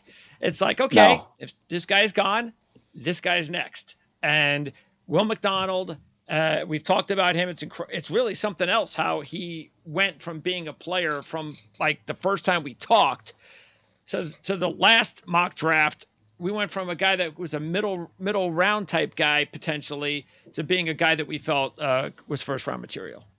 Yeah, everyone I talk to that I respect, and again, I said this multiple times with you, I don't put my ear against the media that much, and it's not disrespect. It's just I don't like to be clouded that much. But I do talk to a couple guys in the media that I do respect a lot. Both of them had McDonald as a 1st-round pick. No question, 1st-round pick. The question here that can be asked, and I would love for someone to ask him, what was the difference between him and Nolan Smith? They are different players. Will McDonald he's a pass rusher. That's what he was brought in for. And he was played out of position at Iowa State often. They often had him this odd 4-eye look, meaning he was head up on the tackle. This defense, they're going to use wide 9 on him nonstop, meaning they're just going to chuck him as far outside as they can, because out of all the pass rushers in this draft, and there's some good ones, he was the best bender. And it's not even close. Yeah. And you can make the case he's the most explosive, the guy that can get to his top speed in such a short amount of time. Part of that is because he's so light, but there's an athletic skill set here that I know Robert Sala's going to get the most out of. And if you are a team like the Jets and you're looking at what is in the AFC, and yes, you got Aaron Rodgers, you're going to score more points, your offense is going to be more efficient, blah, blah, blah, right? You got to get to the passer on defense. and you have to be scary good there. I think that's the only shot the Jets have this year is that you need to not be good. You need to be scary good on the pass rush. And McDonald gives them an option, a weapon that they did not have heading to the draft. And I'm looking at their depth chart right now. I don't think there's 3 teams in the NFL that have a deeper group of pass rushers. And, I think that's going to be the identity of the Jets. And if they don't get a pure edge guy like this, they don't have an identity. Yeah. They have a good group of pass rushers. So, that's what I like about the draft. It was a surprise to me. I don't know if they tried to move down. I do think they wanted Broderick Jones, but I don't think that's definite. They have options with, I think what Elijah Vera Tucker does for that team. Yeah. It gives them a lot of options tackle guard. So I'm not completely sold on the fact that they were going to go with Broderick Jones if he was there. Yeah, that's the thing. I can understand that because we're thinking about Paris Johnson, but when he went as high as he did, that kind of started the process earlier. And that really is the reason why they were, if they wanted tackle. But yeah, I agree because of the fact that, look, they signed Billy Turner, which I think is a really, because they now have the depth that they needed to have. Because now you have Carter Warren coming in on the draft and Joe Tippmann, and especially Tippmann, because Tippmann can now play multiple positions if you need him to. Hopefully he'll be the day one starter at center. That's what you're looking for. But because of Vera Tucker, he can play, again, right tackle, right guard. Now you've got Billy Turner who can play multiple positions. You have the rookie from last year, Max Mitchell. You got Becton, which is going to end up being the guy who is going to make or break this offensive line this year. Because if he actually starts, and yes, I'm hearing see, last year I did not buy in on everything that they were talking about him because he was having the baby. He was still staying away from the team. He was working out on his own. They kept saying, we're okay with it. I didn't believe a word of it. I thought that this was still something that's still immaturity. I don't want to hear, and I had some fans that were critical when I said that. Oh, the kid's got a family and this and that. I go, yeah, tell that to the guys that are playing during the season, whether or not they're going to miss games because of their kid's going to be born.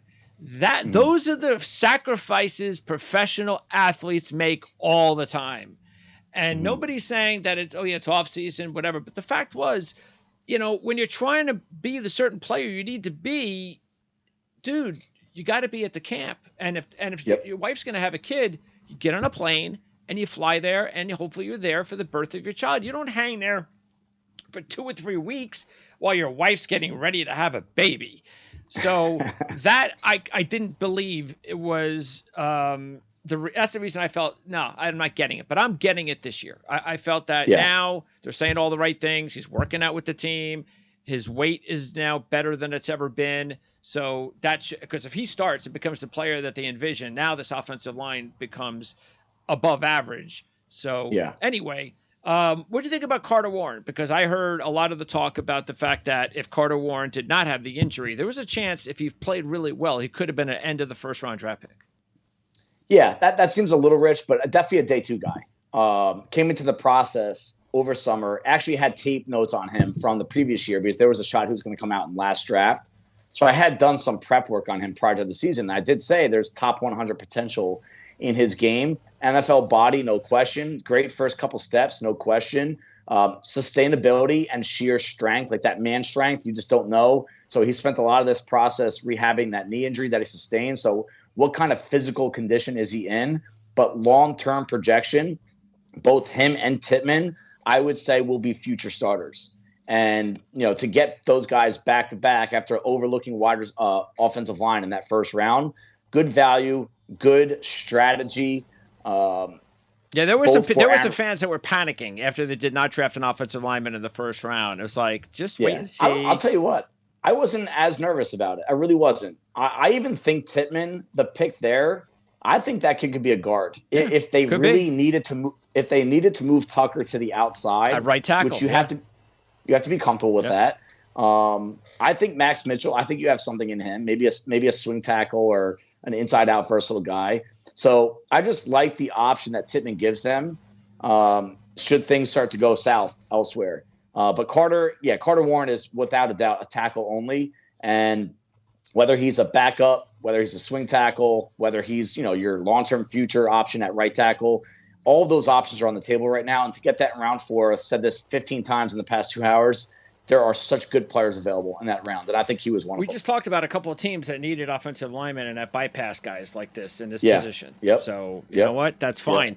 And by the way, also, I this was important because as a fan, I have every time I looked at that depth chart and the backups, I just would shake my head. You know, the Dan Feeneys of the world. You know, those guys. I mean, come on. You got to start replenishing your offensive linemen with youth and at least guys that have started in the league. And now I look at this offensive line backup situation, and I have never seen this offensive line that I can recall this deep. Never. I mean, now they have legitimate guys that if there were injuries like last year, you can see them. Yeah, they're going to lose a little bit, but nowhere near the way that they lost talent-wise the gap last year between first and second string. So couldn't agree more. I think there are issues on this roster. Offensive line is not one of them. And one of the things that we talked about and they did not address, and I'm still concerned with, was bringing in another player, linebacker, safety in the middle of that defense. They didn't do it, and I'm a bit concerned with that because right now there's not that I don't see that player on the roster, and now maybe the pass rush will help, and the better these younger pass rushers from last year, the two guys they drafted, and you bring in McDonald, and Lawson is second year after the injury, so he needs to have a big year because his contract's going to be coming up. So they should have, and then Huff is there. They should have a pass rush that will generate turnovers because that was the missing ingredient with their defense last year with the turnovers. And that's the one thing I'm a little bit concerned with is they didn't add an actual player to their defense that could possibly, except of course the pass rusher. Right. And the pass rush, it makes everyone else better. You know, it makes the coverage better. Coverage does not necessarily always make the pass rush better. So I think the route in which they took to try and improve this defense was the right one. Do I think they wanted a linebacker or safety in the mix? Probably. I mean, they used 5, maybe even 6 spots in their undrafted free agency on, off-ball linebackers and safeties. So I think they knew that they, just maybe the value just wasn't there, or they placed more value on the other spots of the roster that needed another player. And so I wouldn't sleep on what comes out in the free agency period. The pro personnel department there always does a good job of finding guys off of waivers that can come in and make a contribution. So I don't think they're done building there. And, the fact that they put so many resources into undrafted free agents at those spots kind of strengthens that notion. But in terms of the rest of the draft, I like 2 of the players that they took day 3 a lot in terms of where they got them. The running back and Abanikanda from Pittsburgh. Bargain, yeah. It really was a good bargain, and he might be a big part of this running game early on if Breece Hall's not ready right away. Yep. And you kind of like his running style in that regard, that it's kind of, he doesn't have the best feel, but the dude, you tell him where to go, he's just going to put his head down, put his blinders on, get a lot of speed, a lot of force going downhill, and he'll run through arm tackles. If there's a gap, he'll get through it. He's got enough speed, he's got enough juice. He's a good big play back. But Zach Kuntz, he's one of the more intriguing prospects in this entire class, and he's been that way since last summer. He's got some really ugly tape because he's so tall and he's so long and he's a little kind of like baby giraffe type mover. But then you see some of his highlight reels attacking the ball in the air with defenders all over him. You saw him run routes at the combine and pro day, and I'm like, he has it. It's just maybe it's not natural to him yet. I love this tight end room for him because you're not throwing him into the mix right away. But he's by far the best athlete in that room the second he walks in there. Yeah, the hope is that in a couple of years, if it all works out, you've got Ruckert and Kuntz basically as your top 2 tight ends. Exactly. Maybe even as soon as next year. Together, they should work together really well. They do. And, Kuntz, I just don't know if everyone is, really cognizant of what of a unicorn this is. I mean, we're talking about an athlete at a size that we've never seen before. Yep. So that's why he was a Penn State guy. Yeah, it's going to be fun to watch him, progress over the years and see what they do with him. And also, look, the corner, Bernard Converse, when you get him in the 6th round, I like that because they are in a little bit of a situation if there's an injury. See, if there's one injury, Eccles can fill in okay. But if there's a Right. second one, that's when there's. So I like the fact they added another guy like that to their room. Smart. And overall, I think the only other position that I was a little bit unsure of, and we talked about it, was defensive tackle. Now they added Al Woods after the draft to go along with Quentin Jefferson. So basically, they've got bodies: Jefferson, They have Woods, bodies. Thomas. Okay, bodies. But that's something they're gonna have to work on next offseason is to get a younger line mate. And by the way, I'm passing downs. John Franklin Myers is moving inside anyway. Yeah. So. And by the way, anything on Barnes or Bernard Converse that are they just guys? To me, they're special teamers. Okay. I think that's why they were drafted for the 2023 season. Like you said, Bernard Converse probably by default will be the number 4, number 5 corner on that team before long. So a little bit of risk there. But Barnes, I think, was just drafted for special teams purpose. And, good athlete. If you get something out of him, develops, maybe you see something next year. Not sure about the long-term future of CJ Mosley. What do you like between Sherwood, Barnes, and Nasruldeen? I'm still team Sherwood. I liked him at Auburn. I liked what I've seen out of him in spurts. I thought the safety linebacker convert for him was the way to go when he came out of school. So it's just it's early. I know we want results pretty quickly, but I think year 3 is going to be big for him. Yeah. Couple of years. Yes, now's the time. That's okay, but now's the time. And any of the free agents, they did pick up a couple of guys. Jason Brownlee, the wide receiver, and I see that they just signed or at least brought in Travis Dye, which is not a bad guy to sign for depth in the running back room. Anybody we should keep an eye on? Those are the 2 guys I was going to talk about, but don't sleep on the center / guard, Brett Lang. He's a guy that he's one of the most physical, most fun players to watch along the offensive line. Doesn't always know what he's doing. He's coming from a low level of college football, Minnesota Duluth, but from those kind of programs, you need to see domination. And his tape is like what we saw out of Mekhi Becton out of Louisville, just like tossing guys left and right. So, and he measured in pretty well, 6'3", 304. Probably needs a year in the weight room, probably a year in the practice squad. But that's someone I think you can get something out of down the road. Okay. And Travis Dye, I love him. He's one of my favorite players to watch in college football. I know he doesn't necessarily carry a lot of pro traits to the table, had a fumbling issue as well, crowded running back room. But, he's the kind of guy that coaches fall in love with pretty quick. So just keep an eye on him. He's got to stay healthy. So, but that's why it's good that you get a kid like that after the draft and stash him on the practice squad. All right. Yeah. Now, 2 more teams to go. And it's interesting because these are 2 of my favorite drafts. And this was one of my Pittsburgh next up was one of my top drafts after the elite group. And this was one of your top 5 best drafts. So this was another situation I was mentioning before where we definitely agreed with. And taking a look, first of all, we talked about Broderick Jones and the move to go up and get him because we were a little bit concerned that Pittsburgh was going to be satisfied with their offensive tackles. But look, they, unlike some other GMs or coaches, they were like, all right, well, we made a mistake. These guys are not starters. They're not going to get us where we need to go. So let's make a move. And they did. And they got Broderick Jones. Got to love the fact to get Joey Porter. We all know the connections. To get him in the second round was awesome. And then when you take a look at it, we talked a lot about Benton's, what kind of talent he could bring to a defense and his position and his, unique skill set.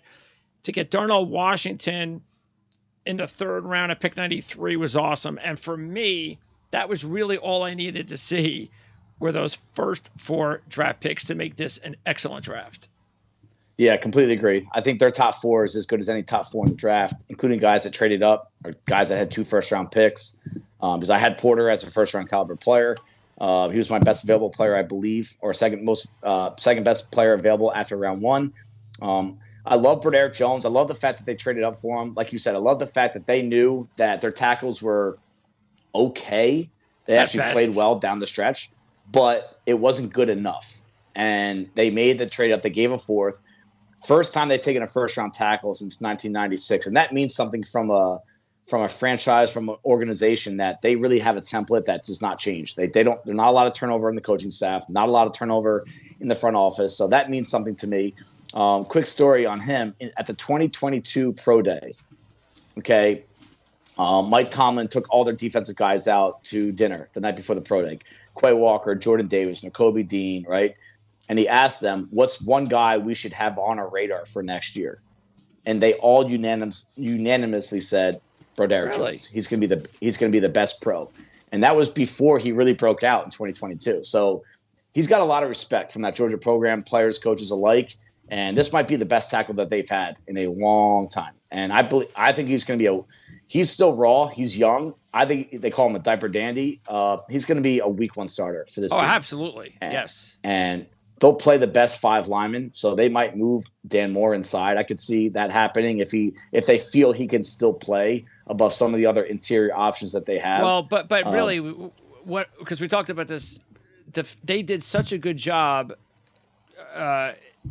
making sure that they had their interior set.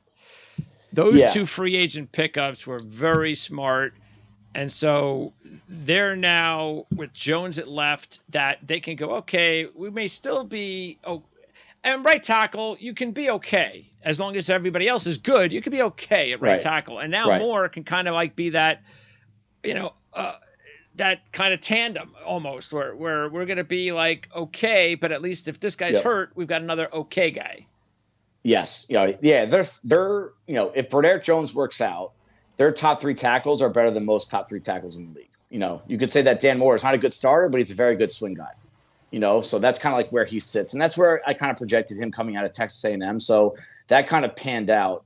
But the Benton and Porter, the Big Ten defenders that they took on day 2 in the second round, just such Steelers to me. It just kind of, again, this is why I like the Steelers draft. They don't change year to year. They're always competitive. Kenny Pickett needs to be the guy that's going to dictate where their future is. But, getting Porter in the second round, the tools are obvious. But this kid is also mentally, he's there too. He's very acute. He's smart. He knows ball. He asks a lot of the right questions. You saw vast improvement from 21 to 22 when it comes to his technique. You saw the penalties come down a lot. So you love that about him. Ignore the lineage for now. It's kind of a cool story, but as a player, this guy is a really high-quality player. Benton, another Steelers-type defensive lineman, they were really impressed with his conditioning. He played 80 to 85% snap count at Wisconsin. That's a very high number. He's not going to have to do that in Pittsburgh, but just the fact that he can do that at a high level, he improved as a pass rusher over the course of 2-3 years. At the very least, he's going to be your typical run defender that can man 2 gaps in that scheme. And then Darnell Washington, one of the best values of day 2. They traded up. They gave a 4th for him. He joins Pickens and Broderick Jones, former Georgia Bulldogs. Very different player than Freiermuth. So this is yet another team that you're seeing. They're going to have 2 tight ends on the field a lot. And that's like having another tackle too. Yes. I mean, there are coaches that have told me he's a better blocker than some linemen in the NFL. And, this is just another team, analytics, if you get into it, some of the most efficient passing games come from 12 personnel, 2 tight ends on the field. And now this is yet another team that has added this to the mix. It's a theme that we're seeing a lot of teams do now. Yeah, because if Broderick Jones works out and really plays well, you can have Washington on the right side, and you're now doubling up that side of the field where, our worst lineman possibly, now I'm alongside him.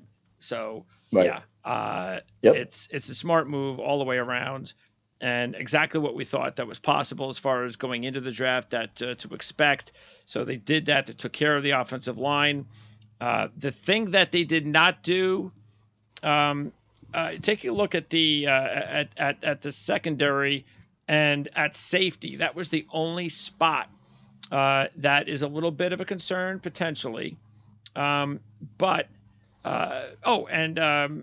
what do you think they're going to do at nickel? Good question. I mean, it's probably going to be Arthur Millette. But that's still a problem then. I could see Peterson even shifting inside to nickel if Akello Weatherspoon can kind of man one of the outside spots.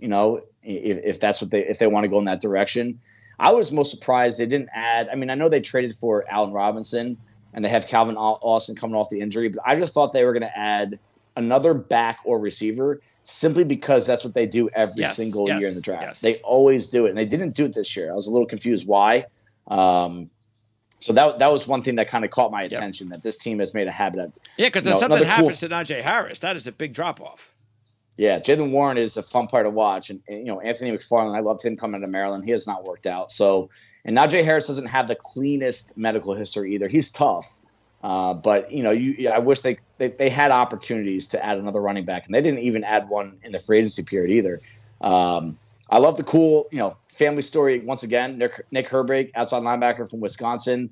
His brother, Nate Herbig, backup guard, signed with them this offseason. That's kind of a cool story to follow.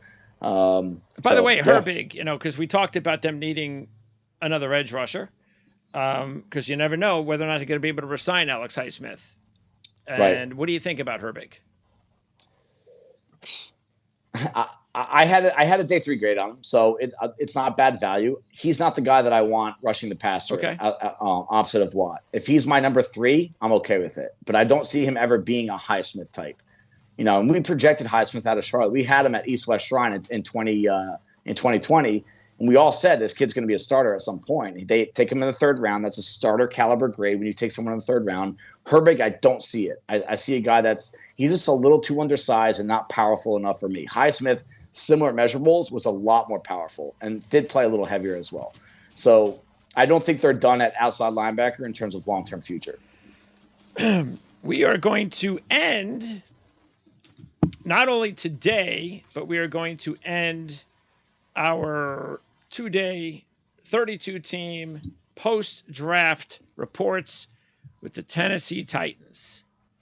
And Tennessee is one of my top 4 elite drafts. I really like what Tennessee did. And you take a look, of course, we're going to, we can start off with the fact that we knew how badly they needed offensive linemen. I mean, that was just, they had to get them. And they were able to get Skoronski. And they didn't have to trade up to get him. So that was really cool for them. Later on, by the way, with all this offensive line issues, I thought they'd get Duncan in the 6th round. It was also very nice. Very good. You got another player you can work with. Okay, you added a couple of guys. But to get Will Levis, potentially, and maybe he should be labeled as their quarterback of the future in the 2nd round, that was really big for them. Throw in a couple of solid players at running back and tight end, and I thought they did really, really well. Yeah, I mean, Levis, we agreed that we didn't love him as a 1st-round pick, but getting him in 2nd round, good value. So sometimes you make this mistake. I see this in the media publicly sometimes. You don't have a 1st-round grade on a player, so that automatically puts you in this notion that you don't like the player or you don't think he's good. It's just a value thing, right? And getting him in 2nd round, trading up for him. They tried to trade up into round 1 for him, by the way. They tried to trade up to Buffalo so to get that 5th-year option. They couldn't get it done. So, does this create any issue with Ryan Tannehill? At some point, you just say, who cares? He's not going to be in the picture next year. How old is he? 36? I think he's got to be 35, 36. I mean, he knows what the deal is. Making a ton of money. Yeah. And if he doesn't like it, then go out and play like a Pro Bowler. Yeah. And, it's funny about this draft class in general. You love them. I watched the press conference of Vrabel and Carthon. The media was kind of beating them up about the trade, and they actually had to stop. About what? Just the lack of quality that they got in the draft overall. Okay. Well, that because of the fact that their 1st-round pick was an offensive lineman, and they got they got the quarterback that fell. That's probably why. I mean, Carthon's pretty much stopped the press conference for a couple of minutes and said, and Vrabel looked like he wanted to throw the microphone at these guys. Really? But he just said, he's like, you guys are crapping on a draft class. And he goes, for the sake of the players, and this is why I'm always sensitive. Not that I have any say or pull publicly with this kind of stuff, but that's why it's one thing to maybe give a thought on a draft pick that you thought could have been placed elsewhere or value-wise, but that's why, at the end of the day, these guys, finally hit their dream of making the NFL, and the media starts crapping them on right away. And what I like about Tennessee and the ethos that they've had, they've been overachievers since Vrabel has been there. And I kind of think they use this to their advantage. Why not? They say, hey, nobody believes in you guys. Let's go win the AFC South next year. So Skoronski, a no-brainer to me. I had them trading up for them in my mock draft. I thought they were going to have to do that to get in front of Chicago. I can't believe Chicago passed on him. Now, again, part of the reason why I didn't like Chicago's draft at all. Exactly. Guard tackle versatility. I think he's going to settle in at guard, but I do think if things get hairy on the outside, you could give him a look there. Levis, obviously the quarterback. Tyjae Spears, they view him as a 3-down runner. This is probably the most talent that they've had at running back behind Derrick Henry. And we're coming down on the twilight of his career. It happens quickly because of how big you are and all the carries. It happens fast. Yeah. And the next two guys, you touched on one of them. Josh Wiley, love him as an athletic tight end. They now have two really good athletes. Another team here, they have two tight ends that you're going to have to account for. The only question is, Okoronkwo, he's the guy that you want in motion in the slot. And I thought Wiley's the same kind of player. Okay. So I'm not sure I feel good about him being the inline guy. Yeah, we thought they were going to get an inline tight end. Yeah. Right. So that's where I'm a little concerned. But, hey, if you can make it work, those are two really good weapons on a team that doesn't have any talent at wide receiver, or very little talent at wide receiver, I should say. But Jalen Duncan could be the make or break for this class because talent-wise, when you get the right tape, when you initially watch him, my tape leading up to the 2022 season, you see some first-round traits here. And I mean that. He had a horrific season. He was getting beaten pass protection on the outside over and over. So I kind of put him on the inside. I made him a tackle to guard convert, one of those guys that I think is going to convert inside.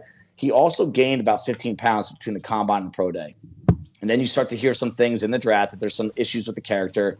So now you're like, oh, crap. Did I overrate him? Because when you don't get access to that kind of information, it does matter.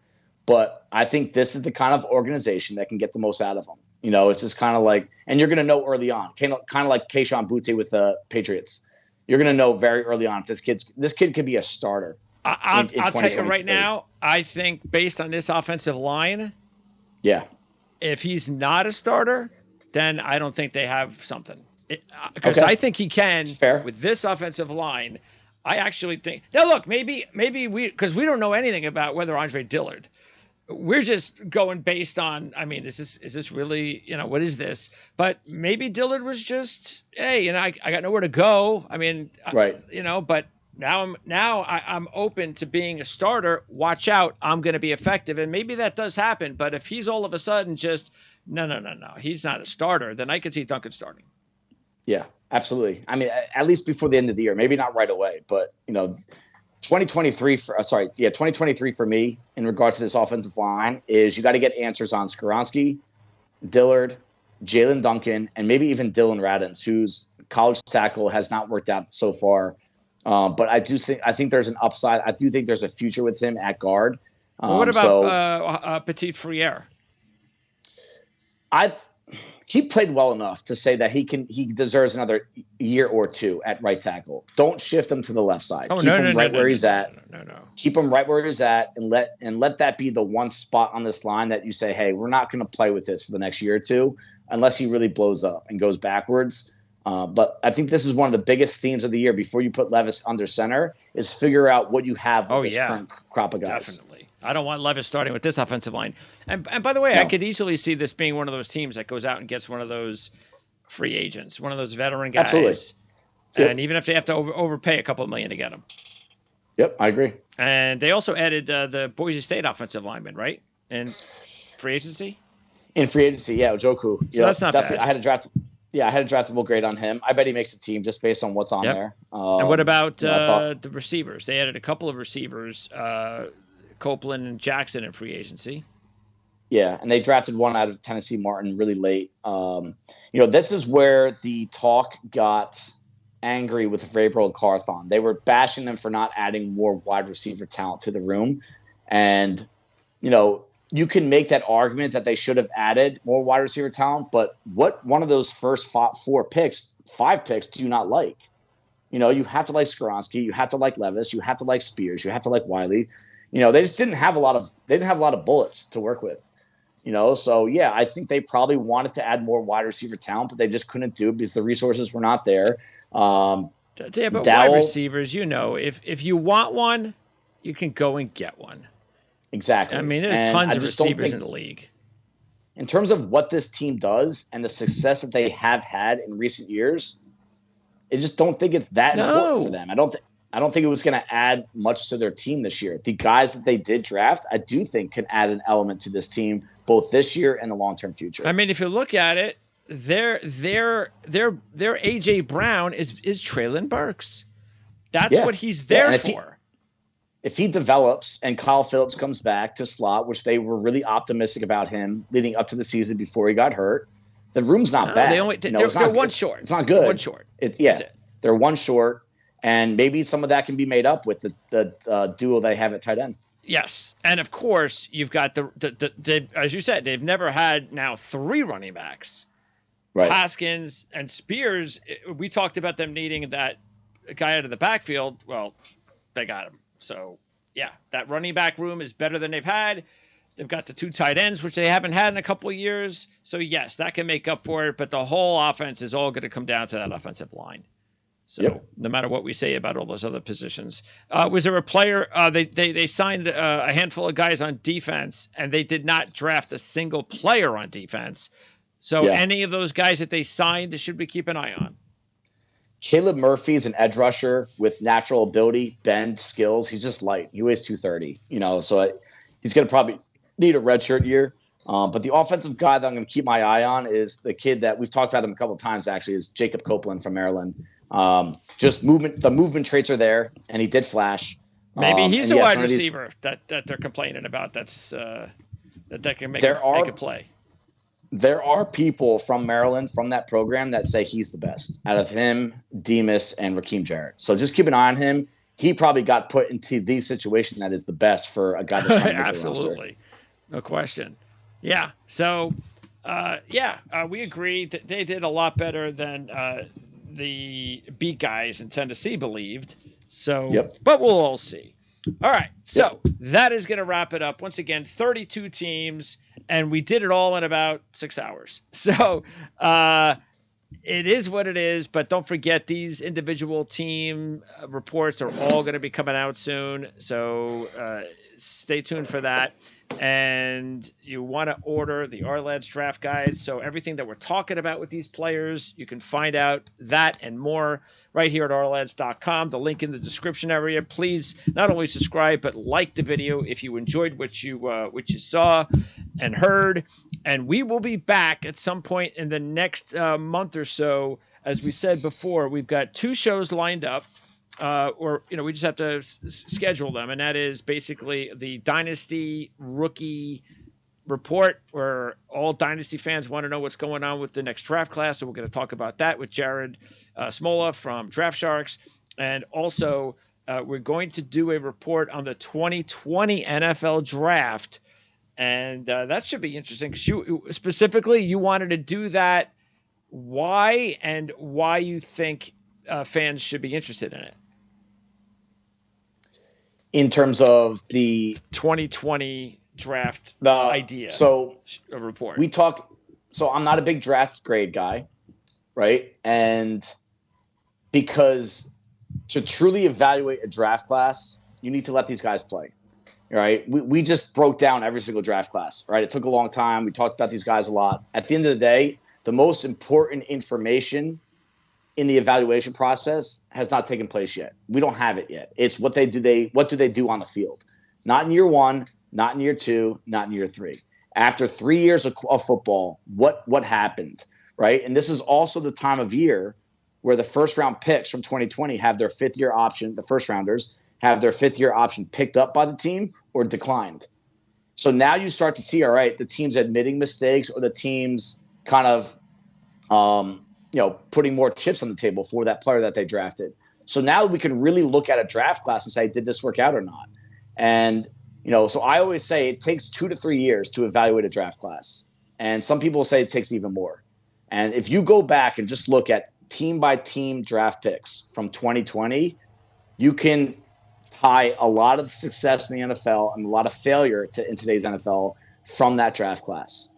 And maybe the year before, maybe the year after, but that is the meat and potatoes of a lot of success and failure in the NFL. So that's going to be a fun thing to break down, especially with the teams that still have the same general manager, the same head coach, which is not many. But it's fun to kind of break down. Example, the Giants, right? Dave Gettleman deserved to be fired, right? But let's look at what's going on this roster right now. 2020, they just signed Dexter Lawrence. 2019, they just signed, 2019, Daniel Jones, Dexter Lawrence. 2020, Andrew Thomas, about to get paid. Saquon Barkley might get paid. These are all picks that Dave Gettleman made. Now, his failure in free agency was really his demise, the contracts he gave out to Nate Solder, Kenny Golladay, right? Some guys are just better at being scouts than general managers. Exactly. So I just think it's something to, David Gettleman is kind of like on the butt end of a lot of jokes with the Giants. But the foundation of this ascending Giants roster right now is from Dave Gettleman. Yeah. And, I'm not trying to save face with him. I have no relationship whatsoever. But I think it gives you a different perspective rather than trying to foolishly grade a draft right after it happened. All right. So looking forward to that. Dave, appreciate it. Do you have anything coming up on Ourlads website? Or what's the latest? What did you post? What was did you have like a rankings update or something? Or we're trying to put together a top 150 for next year's draft class, but that's going to take a little bit of time. I don't want to make any promises I can't keep. But really the main focus right now is going to be these team reviews in written form. And we're going to start to get a little head start on the top 150. I talked to Dan Shanka. He already started. I'm going to probably start in the next week or two. But I'm also going to try to put together some content for the summer based on draft profiles of what positions needed certain heights, weights, 3 cones, short shuttles, 40 times, just to give some guys an average of like what is considered average, what is considered above average. So I'm literally building a database right now of every single draft pick over the past 10 years, manually inputting all of them with all of their heights, weights, arm size, arm length, wingspan, and then some of the more important measurables workout-wise for a specific position. So it's a lot of work. It's a lot of man hours, but it's something that can really help improve my personal process for the future. Once you got to put that, you got to put the diagram, the cliff notes, everything that basically sets you up for your master work each year. The process. And it's but you got to do it. Yeah, you have to, because that makes it so much easier. So then when you want to reference something, just a couple of things, 2 seconds, you're there. Instead of constantly, because if you don't do it, then it's like you're spending 5 or 10 minutes on one person or one, and it's like, come on. You're trying to play catch up. Yep. Just put it all together, spend a good few weeks or a month, and then this way you don't have to worry about it anymore. All right, Dave, we'll talk to you again real soon. Can't wait to talk more football. And before you know it, the draft review guide promo videos will be out. So we'll talk again either later this month or no later than early June. Sounds good. Thank you, sir.